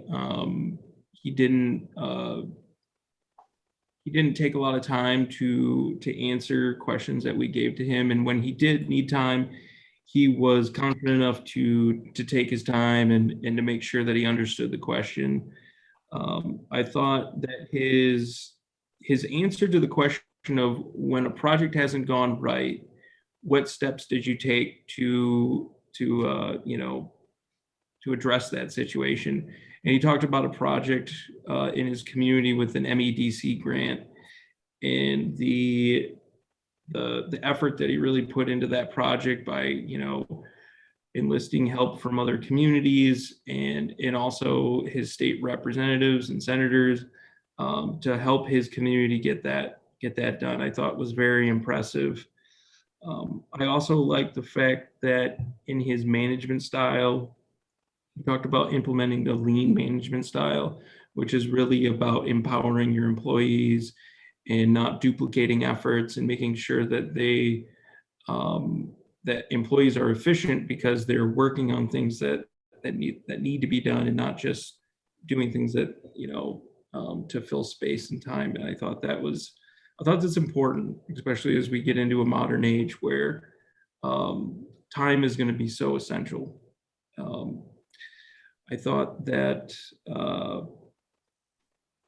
Aaron's background with IT and finances, his MCAO certification, his zoning administrator certification, to me spoke to someone who is trying to understand municipal government from a 360 view. And I really appreciated that. And I think that's something that is going to be very important in every community.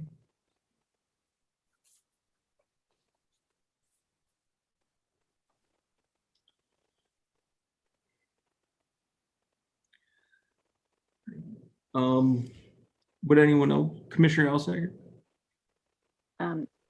I would like to make a motion that we move to select candidate Aaron DeSense as the top candidate for the City of Mount Pleasant manager position, and to enter into contract negotiations through Walsh Municipal Services with said candidate. Okay. Commissioner. Yeah, I'd second that motion. Okay. I'd like to make a friendly amendment to that motion, and I move that we add the offer is contingent on a comprehensive background check and successful contractual negotiations. I apologize. Yes, of course. I accept that. Seconded. I support that. Okay, so I'll take So we have a second from Commissioner Alsager on my friendly amendment. Any discussion on the friendly amendment? I guess we have to follow Robert's rules. I think that's a good friendly amendment. Yeah. Commissioner Toles? What happened about discussing our other candidate, John? I mean, there's something definitely wrong here. If you people can't look at his resume, he's a top star. I could get a high school kid to come in here and look at these resumes and come up with John as a top candidate. You people don't look at this resume. 14 years in Chelsea, 17 and a half years negotiating contracts. He did a $12 million water and sewer plant. He's wrote MEDC grants in Royal Oak and in Chelsea. He's run an electrical power company, and he reduced the post-employment benefits from 7 million to 1.5 million. What aren't you people looking at? Commissioner Toles? It's very clear that John is your preferred candidate. But when we went around, Aaron seemed to be the candidate that had the most buy-in, and including yourself. You said Aaron is your top two. And so I'd like you to keep your comments as positive as possible towards the candidates as well as the other commissioners. Mayor, I beg to disagree with you because I can make the comments because I have a fiduciary duty to the city of Mount Pleasant to put the best candidate forward. And that's the best candidate. I don't know what you people are looking or what you pre-talked about, but there's no way in hell you're going to get a vote out of me.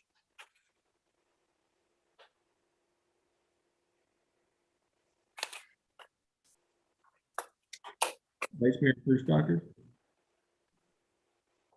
Mayor, I would just like to suggest that if this part of this meeting continues to go aggressive and we start getting very negative, that we table this until the next meeting.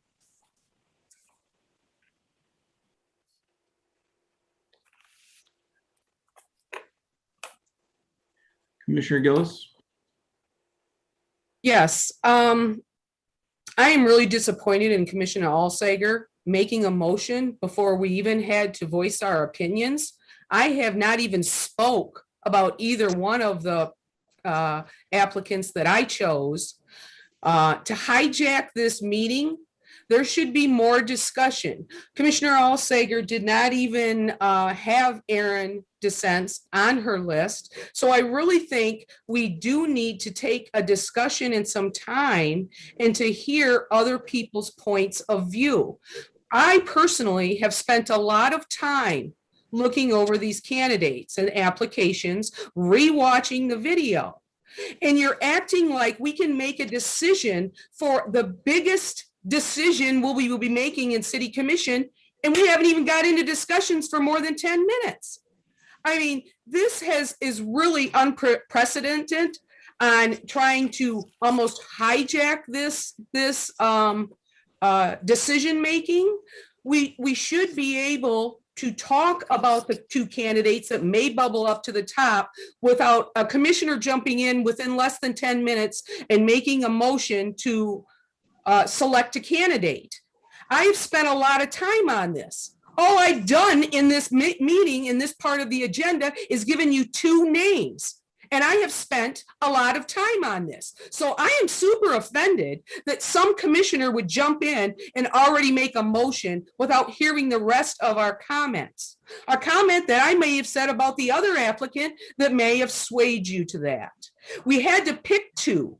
That didn't mean that I totally support either or, but I would definitely like my opinion stated and some conversations without a jump on trying to thwart this process to whatever outcomes that you want. I think it's really unfair to the other applicants or the other applicant that I selected that I did not even have any discussion at all on a city manager. And I am the longest standing commissioner out of you seven.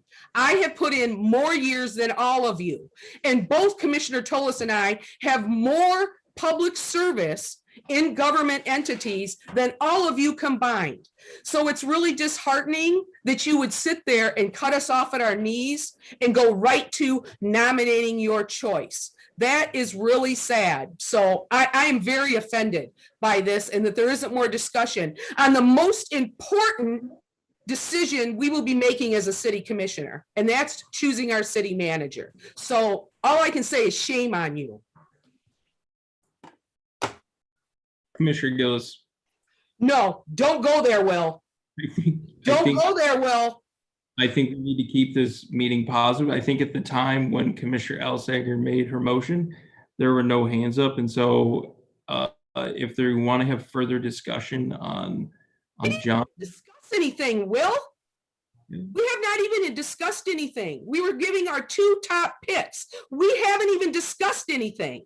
What are you talking about? Are you in the same meeting that we all are in?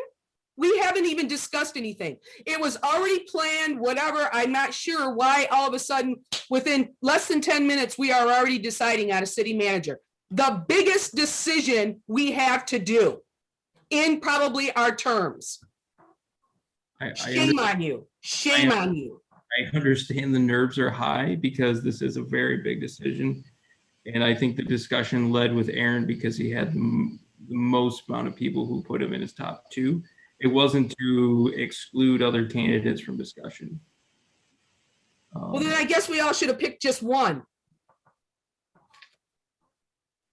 Commissioner Ronan?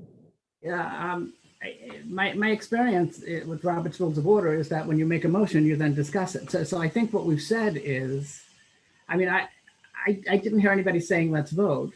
I said let's, we have a motion, let's discuss it. So I guess if, I'm a little bit puzzled by the vituperousness. I mean, I think we just discuss it. I mean, if, let's discuss it, and nobody's voting, nobody's made up their mind. We've got a motion on the table, let's discuss it. I mean, or am I missing something? What am I missing? We were supposed to discuss it before a motion was made. Okay, well. We're supposed to have collaboration. Well, we can have that now. Where do we get our input? Yeah, we need to make a comment on it, and then all of a sudden the motion's going. Okay, so let's continue to talk about it. I guess I'd argue. I mean, let's have the conversation. Oh, you tell me we can't do that now because there's a motion on the table. You can't talk about another candidate unless we tabled the motion so we can get back to discussing the qualifications of the 2 that bubbled to the top. Okay, I don't know. I would. Okay. Unless somebody wants to remove their motion to actually include us all. Commissioner Elsager. I will rescind my motion. All right. I'll rescind my second, so it's okay with me. I mean, I thought we were just discussing things. So did I. Obviously, we have gotten off to the wrong step because I think there was a misreading of the room. But yes, this is supposed to be an open discussion about the candidates. And so if we want to talk about other candidates, that's perfectly fine. Frank, did you want to, I saw your hand up for a second. Yeah, I just want to keep in mind, with all due respect, you're the elected officials of the community. I am not, and I know my role here. But I also want to, we've been at this for 4 months, and a lot of people have put a lot of hard work into this process, including all of you on the screen, the candidates, the staff. There's just so much work that's the community stakeholders that were interviewed. So if we can get this back on the right track, I'm just hoping at the end of the night, we still have a candidate who, really wants to come to Mount Pleasant. That's okay. That's important. So let's try to, remain as positive as we possibly can. I respect everyone's opinions, but let's try to keep it on the right track if we can. Thank you. Frank. Commissioner Tolis, you have your hand up. I just want to make a comment on Aaron because I didn't get a chance to make a comment. Everybody else did. May I go forward? Please do. Okay, thank you. I think Aaron had some good qualifications. That's why he was one of my picks. But I think he's heavily into finance. And being heavily into finance, from what I took and read, he's a micromanager. So when he comes in here, he's going to be spending all his time overviewing finances. We don't have problems in finances here. Okay? Mary Ann and Chris are very qualified and do nothing but get awards and everything else. Okay?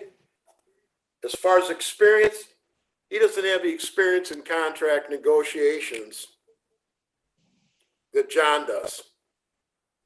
Nowhere near that.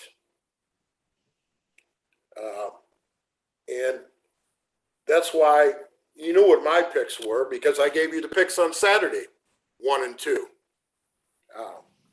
And I think when you stack up, and I've spent a lot of time, I've been on this appointments committee and everything else, when you take the resumes and put them together and look at them, and look what they've done in grants, look what they've done in negotiations, look what they got in experience, there's not a match for me. There's not a match. There's one person that comes on top, and it's not Aaron.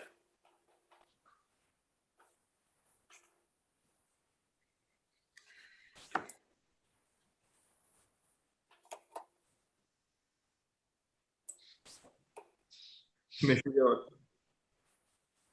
Yes, I appreciate the opportunity to go through some of my hard work that I've spent hours and looking over these resumes and watching the interviews. I did like Mr. DeSense. I thought he had experience that we were looking for. He did have a number of the size of his current city was 5,000. So that was at least encouraging. I mean, he's going to have a jump of about up to 25 to 30,000. I do like the fact that he was chosen as one of the fellows for the Emergency Management Fellowship Program. Emergency management is a great skill set, and I think that could be helpful because we've seen emergency management needed in this town for different occasions. What impressed me the most about him is when we asked about the Borden building, he was honest with that question or the answer. Instead of trying to make something up, he said, I honestly don't know that answer. And I think that takes a real big person to, instead of trying to fabricate an answer, to just literally come up with a true statement to say, hey, I'm not sure, or I don't know that answer. So I think he did a really good job at describing some of his accomplishments in his career. And but I would hope that we would also discuss John in comparison with him. I am also on the same page as Commissioner Tolis. I think John Hanafin blew it out of the park. I think his experience, not only being a manager for 14 years, but before that, he was a assistant village manager for 3 years in Dexter. And then before that, he was a project manager in Royal Oak with a population of 59,000 people. So in order to accommodate the request of picking 2 people, my first offer of employment would be for John Hanafin, and then the second offer of employment, if he declines, would be Aaron. But I don't think there's any comparison to the amount of experience that John has and what he can bring to the table already running for us. One of the major things that we all should be considering about John's application is he already constructed a wastewater treatment plant in his town of Chelsea that cost $12 million. that is so similar to what we're about ready to embark on of 18 million for the same type of project. Outstanding that he could bring that tool set and those skills to what we're going to embark on.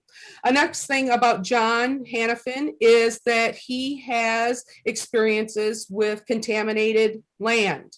And we have a couple sites and probably will be eventually finding more sites that we have to deal with in that regards. He was the only one that could answer the question of what is the building that City Hall was, or what was the building. Now I can say if I was an interviewee that came in and spent a whole day Friday at City Hall and was in that beautiful building, I could say, I would automatically ask, what was this building? You know, what was this when it started, and what was the rehab to make it into City Hall? So I found that interesting that he was the only one that had an answer for that. I also found it outstanding that he has years and years and years of experience for union negotiation. We need someone that's top notch for union negotiation, and he is our man. He is our man for that experience, along with our wastewater treatment plan. He's done collective bargaining. He reduced his liabilities in Chelsea from 7 million to 1.5 million. I don't know if other commissioners know what a task that is or what an accomplishment that is, because that is huge to our budget, is our liabilities to our retirees and extended benefits. That's huge. And he has done that for more than, I think he said between 20 and 30 negotiations, and he backed down to 20 just to be more accurate, so that he wasn't overestimating. He also employs 65 people. He manages 65 people. That is the closest one to the over 130 people that we have as full-time employees, full-time and part-time. So he's used to managing large groups of people. And he told us specifically he isn't a micromanager, that he manages and he lets people do their work. I don't think there's anybody that is more qualified for him. And let's remember, when he came into Chelsea, he put on 2 hats. He put on the project manager hat for his electric grid, for his electric system that he provides his city, and the city manager. Huge amounts of work. And the man obviously did it and did it well. And has been there 14 years. I also found it very warming that he was the first one that started out his interview as, "I am humbled to be here." And I thought that was very indicative of the kind of man he is and why he wanted to come to Mount Pleasant. And that's what he said to us too at the last part. He had questions for us, and he had said that if we were to select him as his manager, he would be staying with us. He was going to be retiring with us. And I wrote down exactly, because I thought it was just very, very conscientious that he would say that. Just give me 1 minute, because I've got a lot of notes. I've done a lot of work on these candidates, I want you guys to know. So I felt very offended that we were cutting the discussion short. But this, for one thing, he said it was his desire to be here. And when he put in his answers to the questions, he said, "Why wouldn't you put in your application to Mount Pleasant?" Assuring us that this is an awesome place to work and live. He has already been here several times over his lifetime. His brother, he also said, that graduated from CMU. He's also been a basketball coach, comes up here for the last 10 years. So he's very familiar with our city. But he said, "My desire is to be here, and it will be the last job he will have as long as we will have him. And this would be the pinnacle of his career." Now, this is a man that served for 14 years somewhere else, in Chelsea, 3 years in Dexter, and then in Royal Oak. And he feels that he cannot wait to start working for us with all the tools and the skill set he comes with and the experience that he has. So I am in agreement with Commissioner Tolis. I don't see any other candidate that rises to that level. Also with the grant experience that we're going to be needing. I mean, grants are great. Extra money coming in is wonderful. I think he's a diplomat and that can be work with not only CMU but our partners at the tribe. And we also have to remember the state home property, the Mount Pleasant Center, is going to be a huge time commitment to work through that. You're going to have a lot of experience in working with legislatures and different groups to come to some development on that property. There is no one more qualified than John Hanafin to do that. His resume out speaks any other applicant that we had out of the 10 that we started with and out of the 4 that we have left. So I feel that that is our best fit and our right choice, just for the reasons I've said. And I appreciate you all giving me the chance to voice my opinion. Thank you.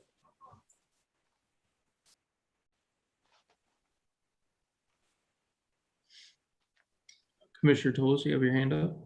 Yes, if I can make one more comment on the comparison between the other post-employment benefits between Aaron and John.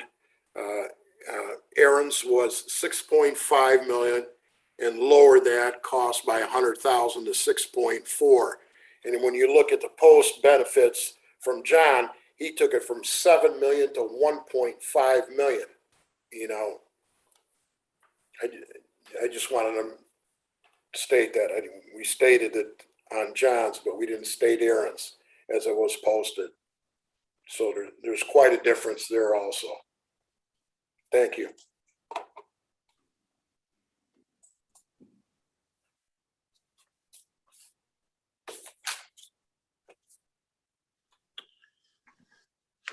Well, I do want to say that, like Commissioner Gillis and Commissioner Tolis have demonstrated, that John Hanafin is a great candidate.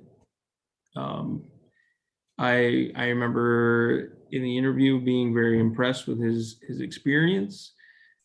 He's a man that doesn't need notes because he has done it all, it seemingly.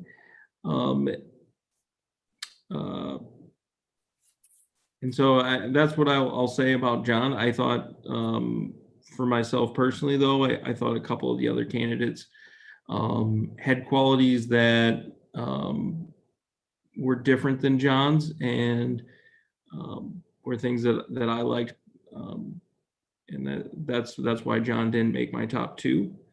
But John is certainly right there with those guys, and I'm sure he would do a great job.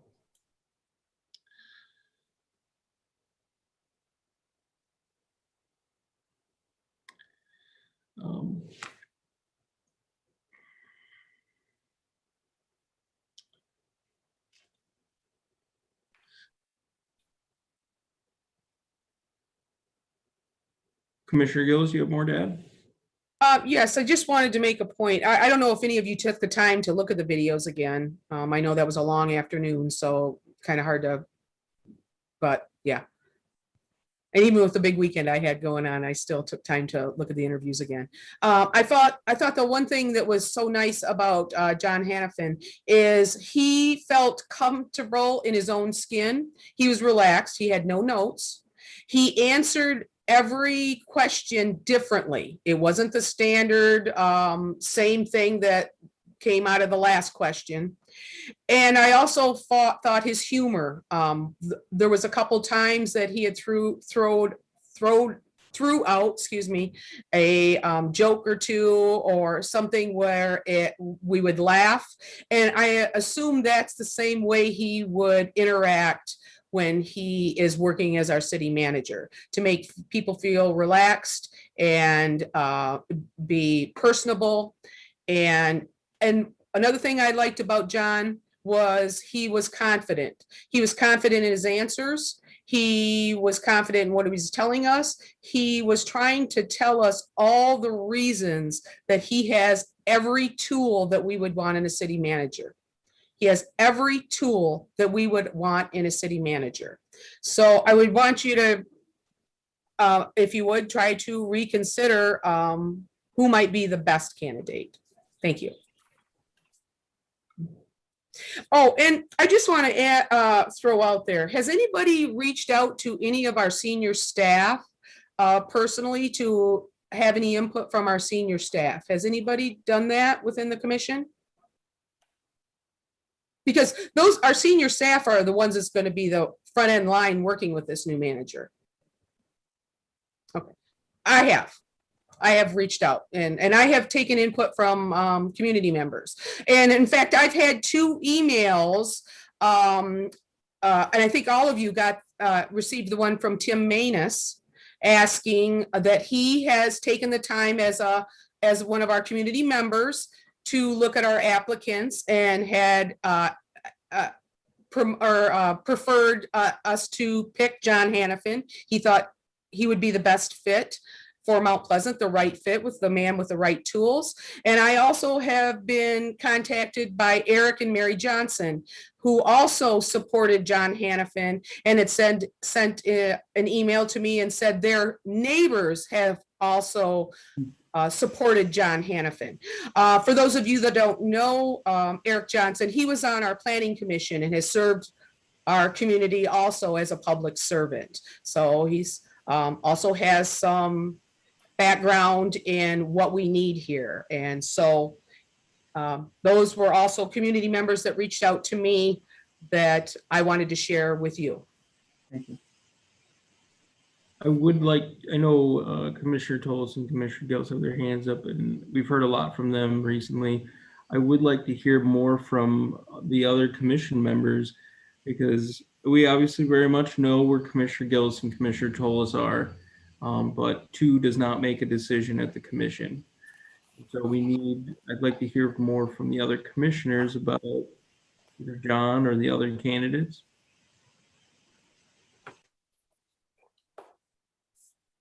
Commissioner Ronan? Yeah, I also like John. I also liked Aaron. You know, it's hard to, and I don't know how to deal with this, but, you know, one of the things I looked at in looking at resumes is also the amount of time the person had been in a position. So and I'm going to go on a side journey just with you for a minute, but at the university, you know, we'll have a faculty position come up. And it's clear to us, we rank the faculty position based on sort of years experience. So you could have someone who's been out in the field for a long time who comes in for a position that we're looking at. And sure, they've got a ton of experience, but it's experience over different time frames. So I'm sort of sensitive to that. I'm sort of sensitive to those types of issues. I think that the fact that Aaron had decreased the liabilities in such a short period of time in such a difficult environment resonated to me. I mean, could I predict what he would do if he was there 14 years? Would it be the same amount? And what are the percentages per year? And how many I mean, I get that. So it does become very difficult. I think they're both strong applicants. What I liked about Aaron was his focus on problem solving. I mean, he routinely said, hey, when something comes up, I get everybody together. I look at what's in my toolkit. I take opinions from everybody. Then we come up with a plan and we implement it and we see it through. And I saw him doing that in a variety of ways that I felt was very, very impressive. So I mean, you know, that it's no surprise that I'm looking at problem solving skills, right? So I mean, you know, I don't think that surprises anybody. But I saw that and it just it resonated pretty well with me. So again, I don't know. They're all very strong candidates. So you know, it's just right. You know, hard to, yeah.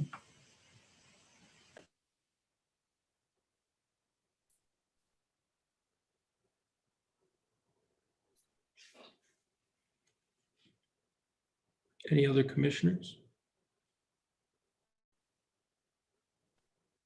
Commissioner Simon?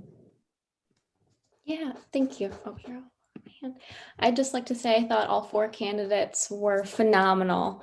I was very impressed by all four of them, and I think that they would all do a great job if they were put into the position. But I would like to take a moment. I've listed off my strengths for each candidate, but for my top two, if I could just go over those for both of them.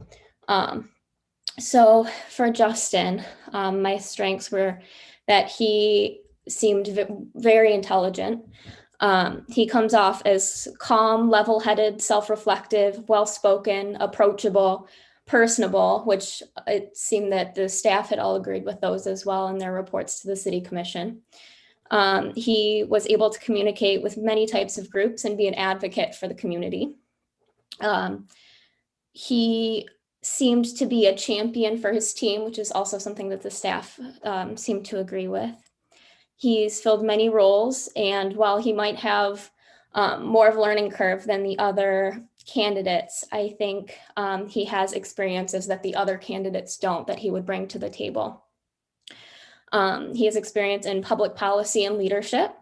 He's experienced in diplomacy and negotiating and relationship building. For all of these, he's provided very clear examples in his interview to prove these things. I think he'll be a really quick learner, be open-minded and bring fresh ideas to our community. And I think he'll be a really good fit in our city. He had some great ideas in his interview and insight to bring into the community while respecting the vision we already have in place, such as in the master plan. For Aaron, I have listed that he expressed great competency and confidence in his interview. He seemed very approachable and is a clear communicator. He has great insight into our goals and has great ideas and insight to bring into the community. He seemed very open-minded, a great problem solver, which the other commissioners have provided examples of that as well. He has vast experience, including negotiating, which we've all agreed as a commission is very important. And whoever we bring in has great finance skills. Overall, between my top two, again, I think they were all very qualified and would do a great job, but those top two, I think, would be the most open-minded and had the best ideas to bring to our community. Thank you.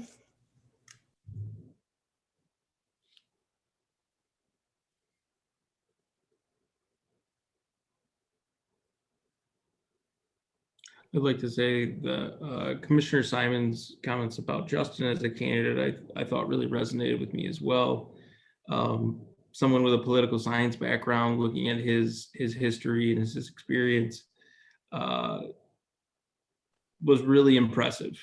That's a man who has gotten a lot done and been in some very some positions and probably some experiences that very few people will have. And so I immediately respect his background. I also, one thing that's, a little bit outside is he has HVAC experience. And although that might not be completely directly applicable to a city manager's position, I thought it spoke to a well-roundedness, that this is someone who isn't afraid to work with their hands, and knows a thing or two about, just basic, I don't know, handiness, being handy. I think that's a skill that's sometimes lost. But I think Justin's, his answers about the things that he's done in Edmore, about really rallying the community together and talking with business owners and trying to find consensus amongst the community, I thought was really strong. He's someone who I think has a lot of potential and in many ways, I mean, he already has chosen Mount Pleasant as his home. I thought that was that spoke to his testament about how much he cares about this city and believes in the city. He did lack some experience in union negotiating, and that was one thing that we were certainly looking for from the beginning of our process. But I do think that his experience will lend him to be successful in that when he comes across that road. And I think the thing that separates Aaron from some of the other candidates is his experience in 8 years in municipal government as a city manager. I thought that's a good amount of experience where he's been around the block a few times. I think the thing about city management and municipal government is if you're not continuing to learn, then you don't belong. I think that there is so much to learn about municipal government, and I thought that was something I really saw from Aaron and Justin as well, is like this commitment to learn. We saw that from Susan as well. Susan's younger in, I think, her management career, and I can relate to someone who's, maybe not out of college or, out of their younger 20s, trying to break into their field of choice, but, grinding it out, getting it done. And so, I mean, it's like a kid in a candy store. It's hard to pick, right? But, Olivia, I see your hand is back up. It is. I just have a question about the conversation moving forward, and I apologize if we just weren't going to get to this yet, but there weren't any other hands up, so I thought it would be a good chance to ask. Something that Frank Walsh has brought up with us is the possibility of considering extending an offer to a candidate, but also extending setting up an alternate candidate. Is that something that we're considering tonight or putting to a vote, or how does that work? And is this an appropriate time to ask that question? Yeah, I think this is definitely an appropriate time to bring that up. I think that's certainly an option that the commission has tonight. So yes, we are talking about that. We are considering that. That's certainly on the table. And I know on Saturday, Frank, I think at least halfway endorsed that potential, because it leaves you with two options potentially. And so yeah, that's certainly something we can do. Thank you.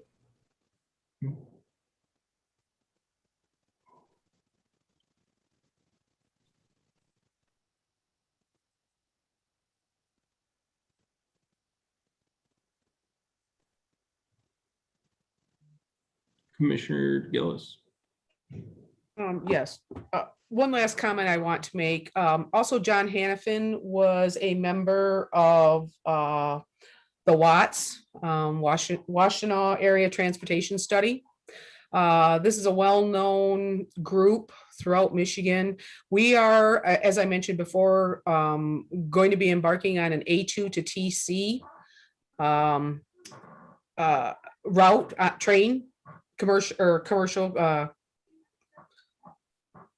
person, not a commercial. Yes. Anyways, with that kind of background and also with that kind of connections, that is only going to help us make sure that we have every advantage when that comes through our town.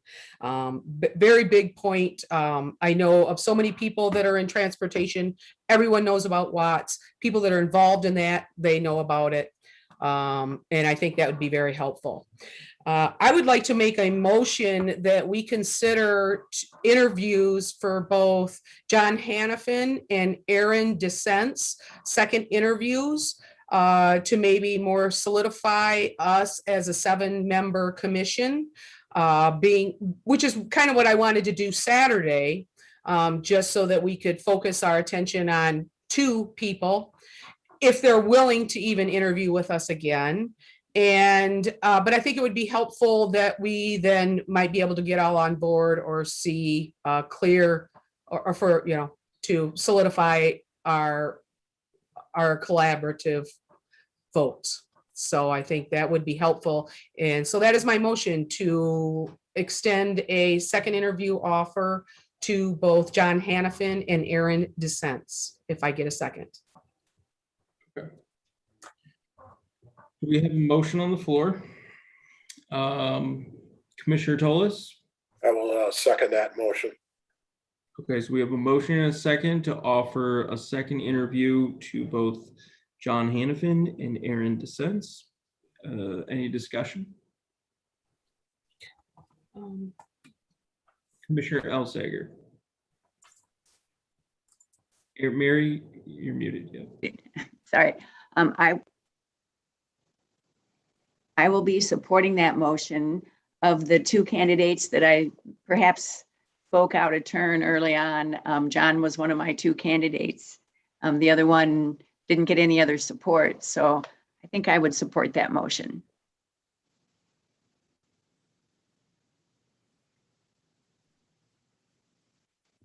Commissioner Tolis and Commissioner Gillis, you both have your hands still up, and I'm not sure if you're speak. Commissioner Gillis, go ahead.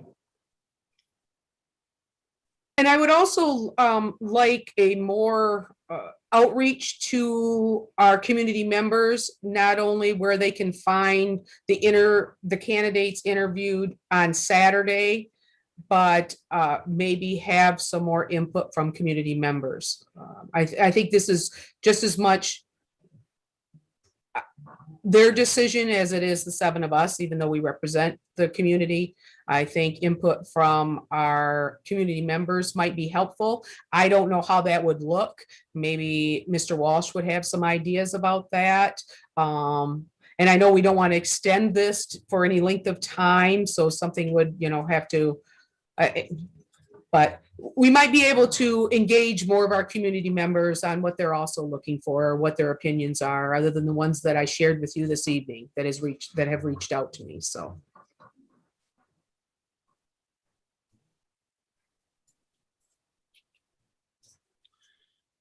Commissioner Elsager? I'm not asking Amy to speak, but I know we haven't heard from her yet.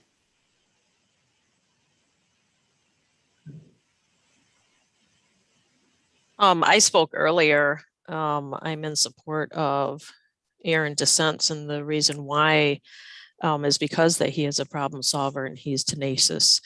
He has tenacity and he's a networker, and I think that he brings skills to the table that this city could use.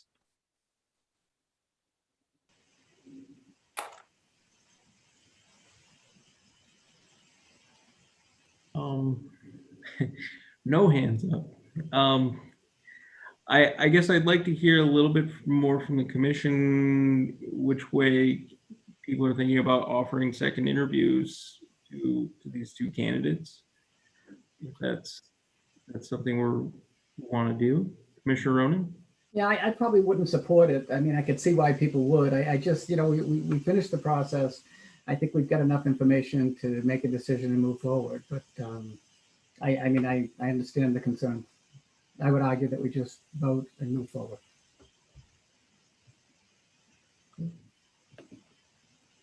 Commissioner Simon? Yeah, I'm not sure I would support this. I agree with Commissioner Ronan. I think we have enough unofficial votes to move forward on which candidate we agreed on as number one. So, yeah. Mayor, is there any chance I could interject for a second here? If you'd like to, yes. Obviously, very awkward situation for me. But as I said to one of you today, generally you are used to having a recommendation to work from, and you didn't have that this evening. But I guess what I wanted to interject with is maybe suggesting that Frank could address your ideas about a second interview and or public input based on the experience that he's had at other communities.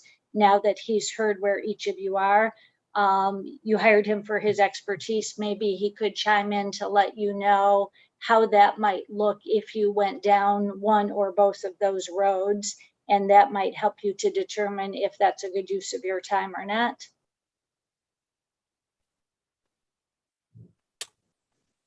Did you want me to speak, Mayor? Yes, please. Okay, I apologize. Believe it or not, the building I was in during all that lost power. So I had to leave and come out to my car. So apologize for that setting. But yeah, there's obvious ways to involve the public and the community in your decision. If you decide to go down that road, I can work with you to do that. And then the other option for you is to, as the motion's on the floor, to bring back both candidates for a second interview. And then there's the option of naming your top candidate, and then the one that isn't chosen between these two, name, and then help you with whatever, which way you go.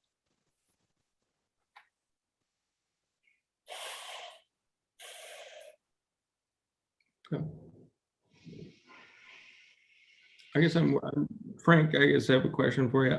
In terms of involving the community, what more of the community? What does that look like to you?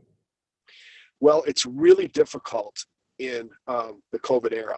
You know, the ways that I've seen it done before, when people are able to come to the meeting, invite them, and they fill out little cards.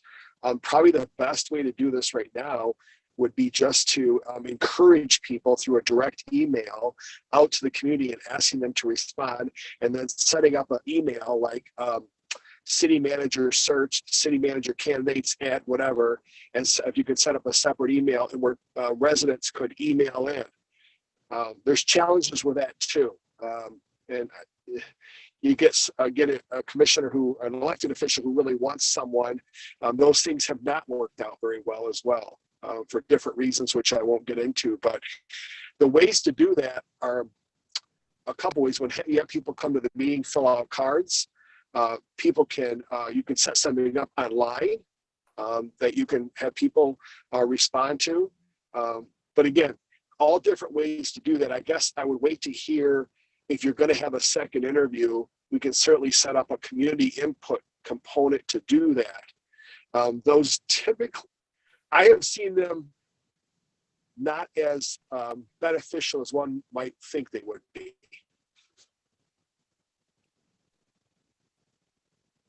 Okay. All right. Well. And I'll also need to gauge the interest of the candidates too, regardless of what steps you take tonight. I need to gauge their interest at this. It'll probably be tomorrow at this hour, but I'll have to engage them and make sure their interest level is still really high. Whatever direction you go. Right. Thank you, Frank. Mayor, I would just add, you each have talked about the amount of time you've committed to this process and identifying what you're looking for in a city manager. You spent a lot of time thinking through that and doing your work session and drafting the community profile. The average community member doesn't understand the depth of the work that you've done, nor probably understands the depth of what a city manager actually does in a community. So although you may get some kind of a read from the community, I think that the 7 of you have a much better understanding of what is needed for this community. So again, it's not my call, but I just wonder how valuable that input would really be. A second interview, I can see some value to.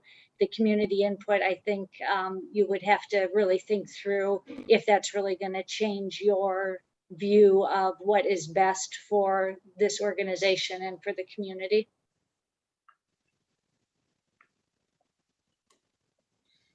Thank you, Manager Ridley.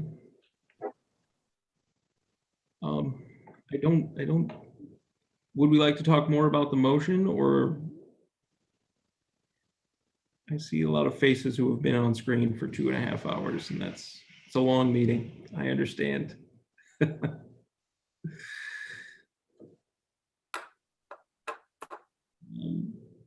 right. Well, without any other hands up, I think we're forced to take a vote on the motion to offer a second interview to John Hanafin and Aaron DeSense. All right, Commissioner Tolis, Yes. Commissioner Ronan, No. Commissioner Gillis, Yes. Commissioner Alsager, Yes. Commissioner Simon, Yes. Vice Mayor Petersbacher, No. Mayor Joseph. No. Motion carries 4-3. All right.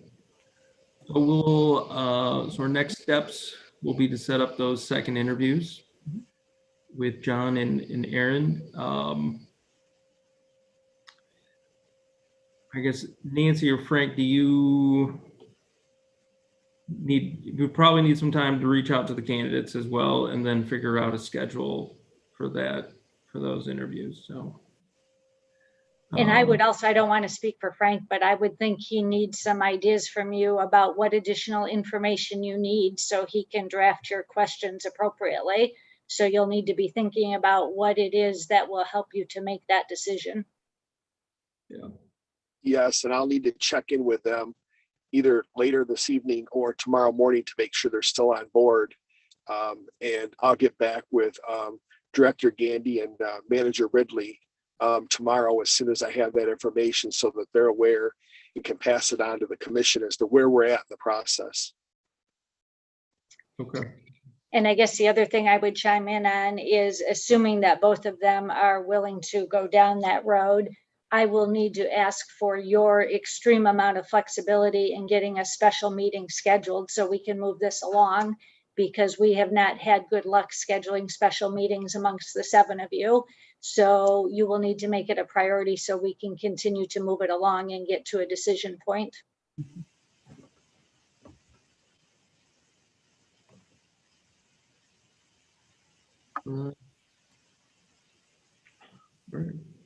Okay, so Mr. Mayor, I'll be reaching out to both candidates and community. I'll actually reach out to all 4 of them. All 4 of them deserve a response.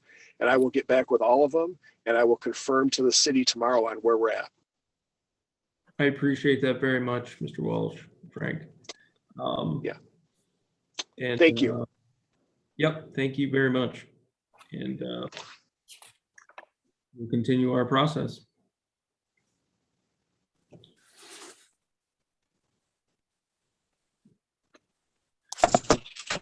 Next on our agenda, 20, which is to consider a closed session pursuant to subsection 8C of the Open Meetings Act for strategy and negotiation sessions connected with the negotiation of a collective bargaining agreement.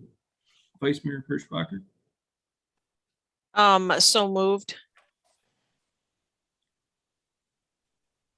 And Commissioner Alsager. I second that. Okay, we have a motion and a second, and we'll go into our roll call vote. Commissioner Alsager, Yes. Commissioner Simon, Yes. Commissioner Gillis, Yes. Commissioner Ronan, Yes. Commissioner Tolis, Yes. Vice Mayor Petersbacher, Yes. Mayor Joseph.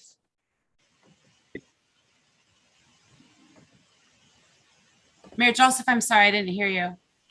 I'm sorry, yes. Motion carries 7-0. Okay. The motion is carried. Next on our agenda is announcements on city-related issues and new business.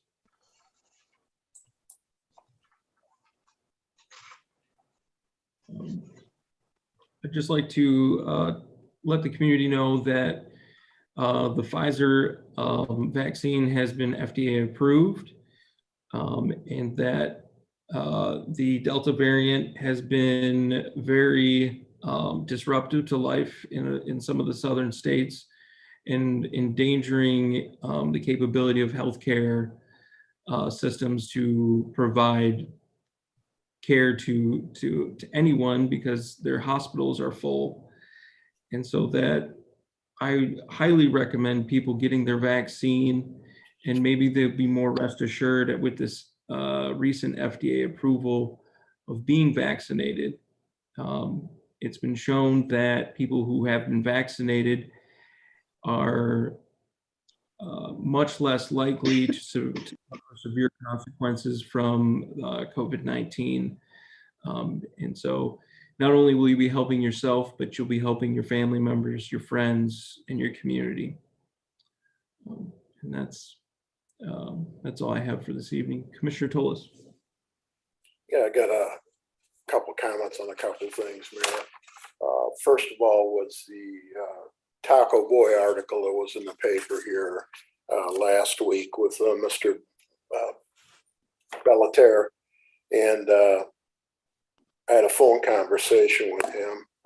I've known him. He's been in the city for about 50 years, and I think he had a petition of 2,800 people that signed it. They were trying to force him to shut his drive-through window down.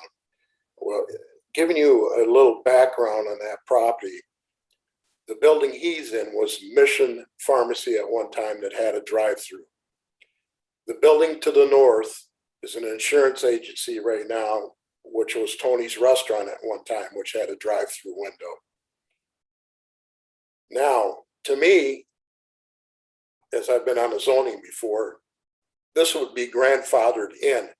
Now you're going to him with an ordinance from 2018 and saying you need a special permit, and you're going to have to pay $950 to go to the ZBA. I mean, we're trying to build a rapport. George has been on the committee, and Will's been on a committee, and I'm on the committee to build rapport with these business people. How are you building rapport when you're doing items like this? And not only that, he had 3 drives there. He gave us North Drive away to put the right turning lane on High Street. And he has 2 drives left, and the city was trying to make him shut the North Drive down. That doesn't make any sense at all, because the city of Mount Pleasant doesn't have any authorization on Mission Street and Pickard Street. That's controlled by MDOT. And it just didn't make any sense to me. We're, trying to build this rapport with the business people, and we move a step forward, and then we're kept 3 steps back. It doesn't make sense to me. Something has to change on that. That's one of my points. The second one is, I think most commissioners and the mayor must have received this email because it's addressed to both of them. On Tuesday, August 17th, from Michael Schutte, one of the owners of Merchandise Outlet. Greeting all. First and foremost, it takes a lot of frustration for me to take time out of my incredible busy day to write an email to a bunch of elected officials to voice my opinion about one of their colleagues and their lack of Facebook self-control. I was shown the below image of a Facebook post written by your colleague, who isn't a stranger to posting appalling political messages that infers the similarities of Republicans to Taliban. This is probably just as disgusting as her post, downplayed and misunderstood, of course, comparing police to Nazis. This person and her personal Facebook page reflect all of you and the city of Mount Pleasant. This person is a leader in our community. The fact that one of your leaders of the city of Mount Pleasant is comparing people like myself to a terrorist group that kills people who don't believe what they do, rape women and children, behead folks, and tons of other terrible things is utterly ridiculous and downright offensive. I hope that this is addressed, and I can promise you that all the community members I know will get the opportunity to see what their city leader is comparing them to. Again, this is pathetic that this commissioner has the audacity to say these things while representing our city. I'm sure this post will be deemed and taken wrong way out of context, but I can tell you that there are many people who will not be very happy to be compared to a terrorist organization as a Republican. And the post, most of you got the email, says they're Taliban, which has their Taliban on there, our Taliban, which is a bunch of trucks with American flags and Trump flags there. Well, Mr. Schutte, my response to you is, I apologize to you, but I have no control over this. This has happened before. Me and Commissioner Gillis asked for a censure, and we were voted down 5-2. So other than I've brought this to the mayor and the city commission, which I know nobody else is going to bring it up, but I'm embarrassed. And again, I apologize to you, sir, but I have no control over this matter. Thank you.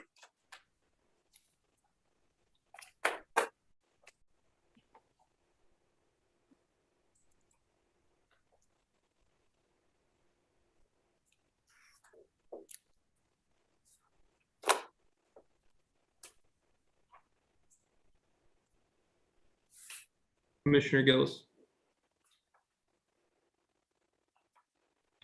I just want to comment. This is a nonpartisan board. We represent all of our city members, all of our community members from both parties, all three parties, if we had an active independent party here, and people that are not affiliated with any parties. I personally associate myself usually with the Democrats. I have been a part of that party and find myself being attacked in the morning sun by fake news writers saying that I'm not a Democrat or I'm this and that, and the Commissioner Tolis and I are some opposing force. Well, I'd like to ask the community members. We know we are, Commissioner Tolis and I are on different parties, yet most of the votes from this commission go down 5-2. So we are the only ones that continuously vote in a nonpartisan way without party agendas or our own personal agendas. I find it very disturbing that we are now back into having community members reach out to us about Facebook posts. And I understand freedom of speech. And it's a very tricky subject. But other legislators are being called to task when they post things that are unflattering to the party they're not a member of. And I think we have to use some restraint in categorizing some of our community members in any way, shape, or form as being part of the Taliban. I myself have more family members that are Republicans that are Democrats, and some people in my own family, yet I would never call any of them Talibans. I would never put a blue line flag with a Nazi stripe underneath it. I would never do that. Now, if I wasn't on the commission, I could do anything I wanted. But in this position, you are a reflection of a nonpartisan community. Now, I am more than happy, because I'm still part of the charter committee, to look into trying to change our precincts into partisan precincts, like the county commission operates. I think that is a fabulous idea. I brought it up before. To where we don't vote for 7 commissioners out of the whole city of Mount Pleasant. We take our 7 precincts and then we pick a representative from each one of the precincts. Now, the county commission does that, and they have Democratic applicants or candidates and Republican candidates. They go to the primary in August. One of the Democratic candidates floats to the top. One of the Republican candidates float to the top if there are that many candidates from that precinct. And then one is voted into office in November. In my opinion, I think we would have a better commission if we would try to see if our charter could be amended, if the people would be amicable to that change in our charter. I think it brings everyone that has to run in that forum more to the center, more able to represent Republican community members in their precinct and Democratic community members in that precinct. And I think it would be a very good change to our commission, because we run as a nonpartisan board, yet we could probably go down in every election and say Republican, Democrat, Democrat, Republican, Republican. And it just gives, let's put our money where our mouth is. If we're a Democrat, be proud of it and say, yeah, I'm a Democrat. And that's, I mean, when I campaigned, I completely was honest with my community members, and I still had Republican support. So I would hope that maybe you could mull this around as something that might be beneficial to us. I, in my opinion, believe the county commissioners work very well together. They get more done, they have less animosity, and I think it's because they are very upfront and transparent in where they're coming from.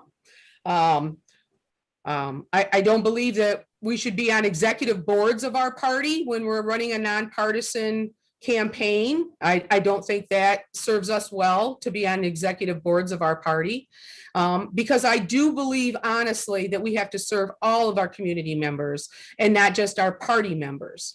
And I'm only saying this because I have been disappointed in my own party. I've been coerced to vote one way or another. Somewhat, I was told that it would threaten my political career if I voted one way or another. So sometimes us Democrats who think Republicans are only capable of certain things, trust me, and we all know this, political systems need improving. We all need to improve our political systems, and we all need to come together.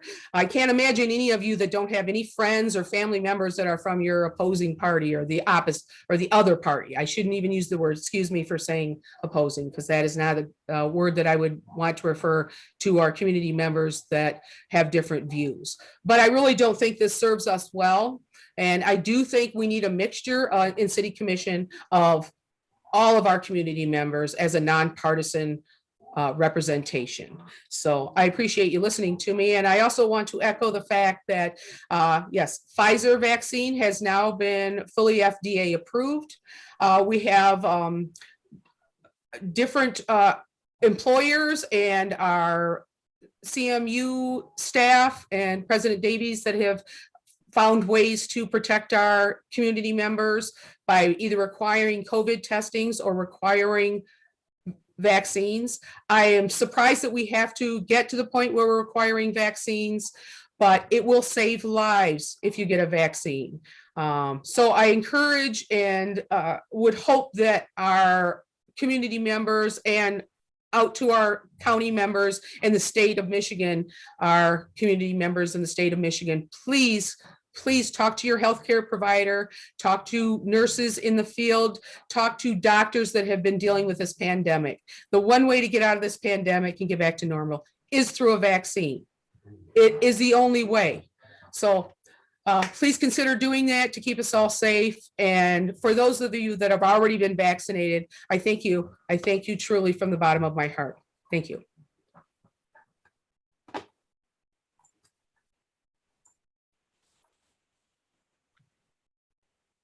Mayor, if I may go back to one of the items brought up just to clarify something on the Taco Boy issue. I just wanted to reiterate that staff has had at least one very productive meeting with Mr. Balterez to lay out a path to success.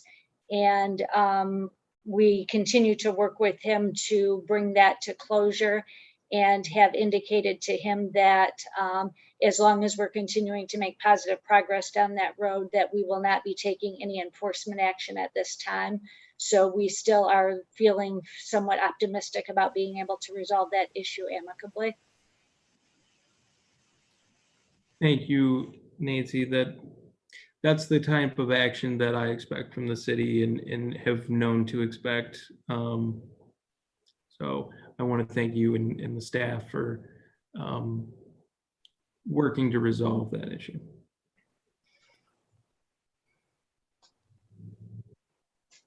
Okay. George, I saw your hand up earlier. I could make lots of statements, and I just encourage people to vote. I think the commission's going to look a lot better, a lot different next year. So just vote. Okay. All right. We have a closed session, obviously, that we voted on. We don't have a work session tonight. So let's recess. Mayor, you need to have a public comment section first.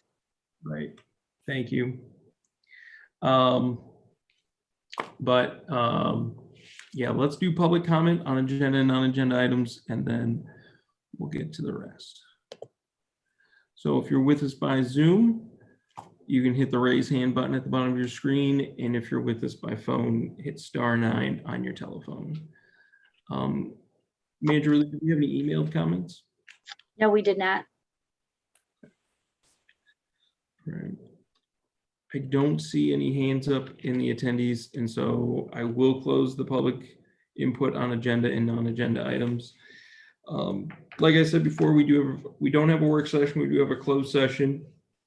There is a separate Zoom for commissioners to log into. We'll have that closed session, and then we'll come back to this Zoom window and adjourn the meeting. But there will be no other further action items on tonight's meeting.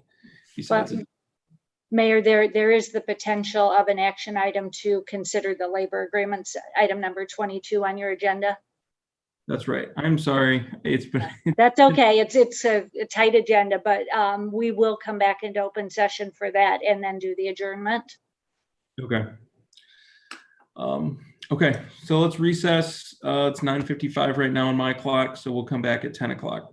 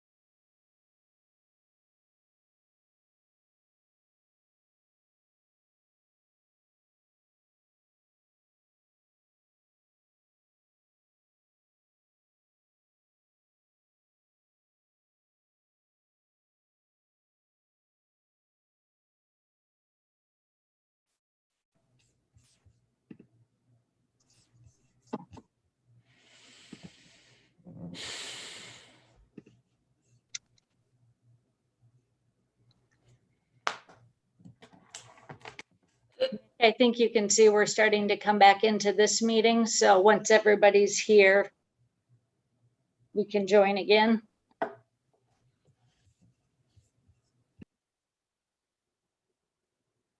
Are you there, Nick? Yes, ma'am. Okay, great. Still open. Thanks. No Could problem. you make me a co-host again, please? Absolutely. It'd be my pleasure. Yes, Dimitri. You might as well head over here. We're just about done, okay? Okay.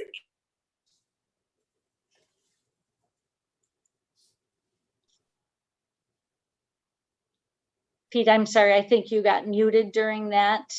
Do you see the thing to unmute yourself? There you go. Perfect. Perfect. Okay, we have all 7, so we'll reconvene the meeting. Mayor, could we wait for the clerk real quick, please? Yeah, she got it. Oh, yep, sorry. We just need a second for her to get back upstairs. Buy her some tennis shoes. She's probably glad to be moving a little bit.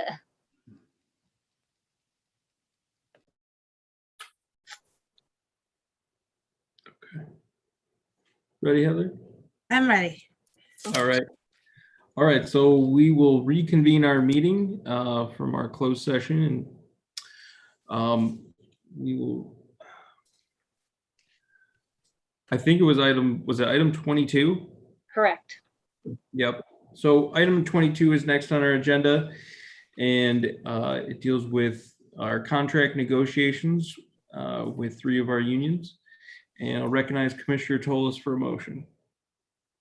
I would like to approve our contracts with the police officers, command officers, and T-PON as presented. Okay. And Commissioner Simon. I second that motion. Okay, we have a motion and a second to approve the contracts with TPOM, our command and patrol officers. Any discussion?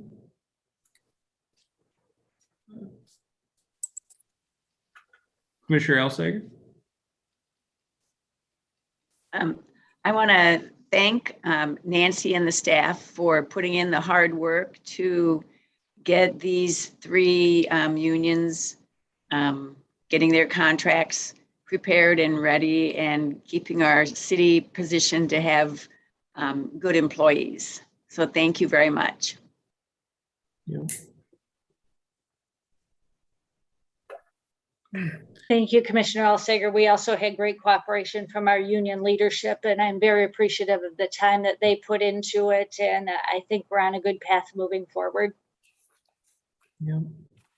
I would echo that from what Manager Ridley has expressed, and that, you know, we want to thank our employees and the union leadership for working collaboratively with the management team, because we're all in this together, and we appreciate all their hard work.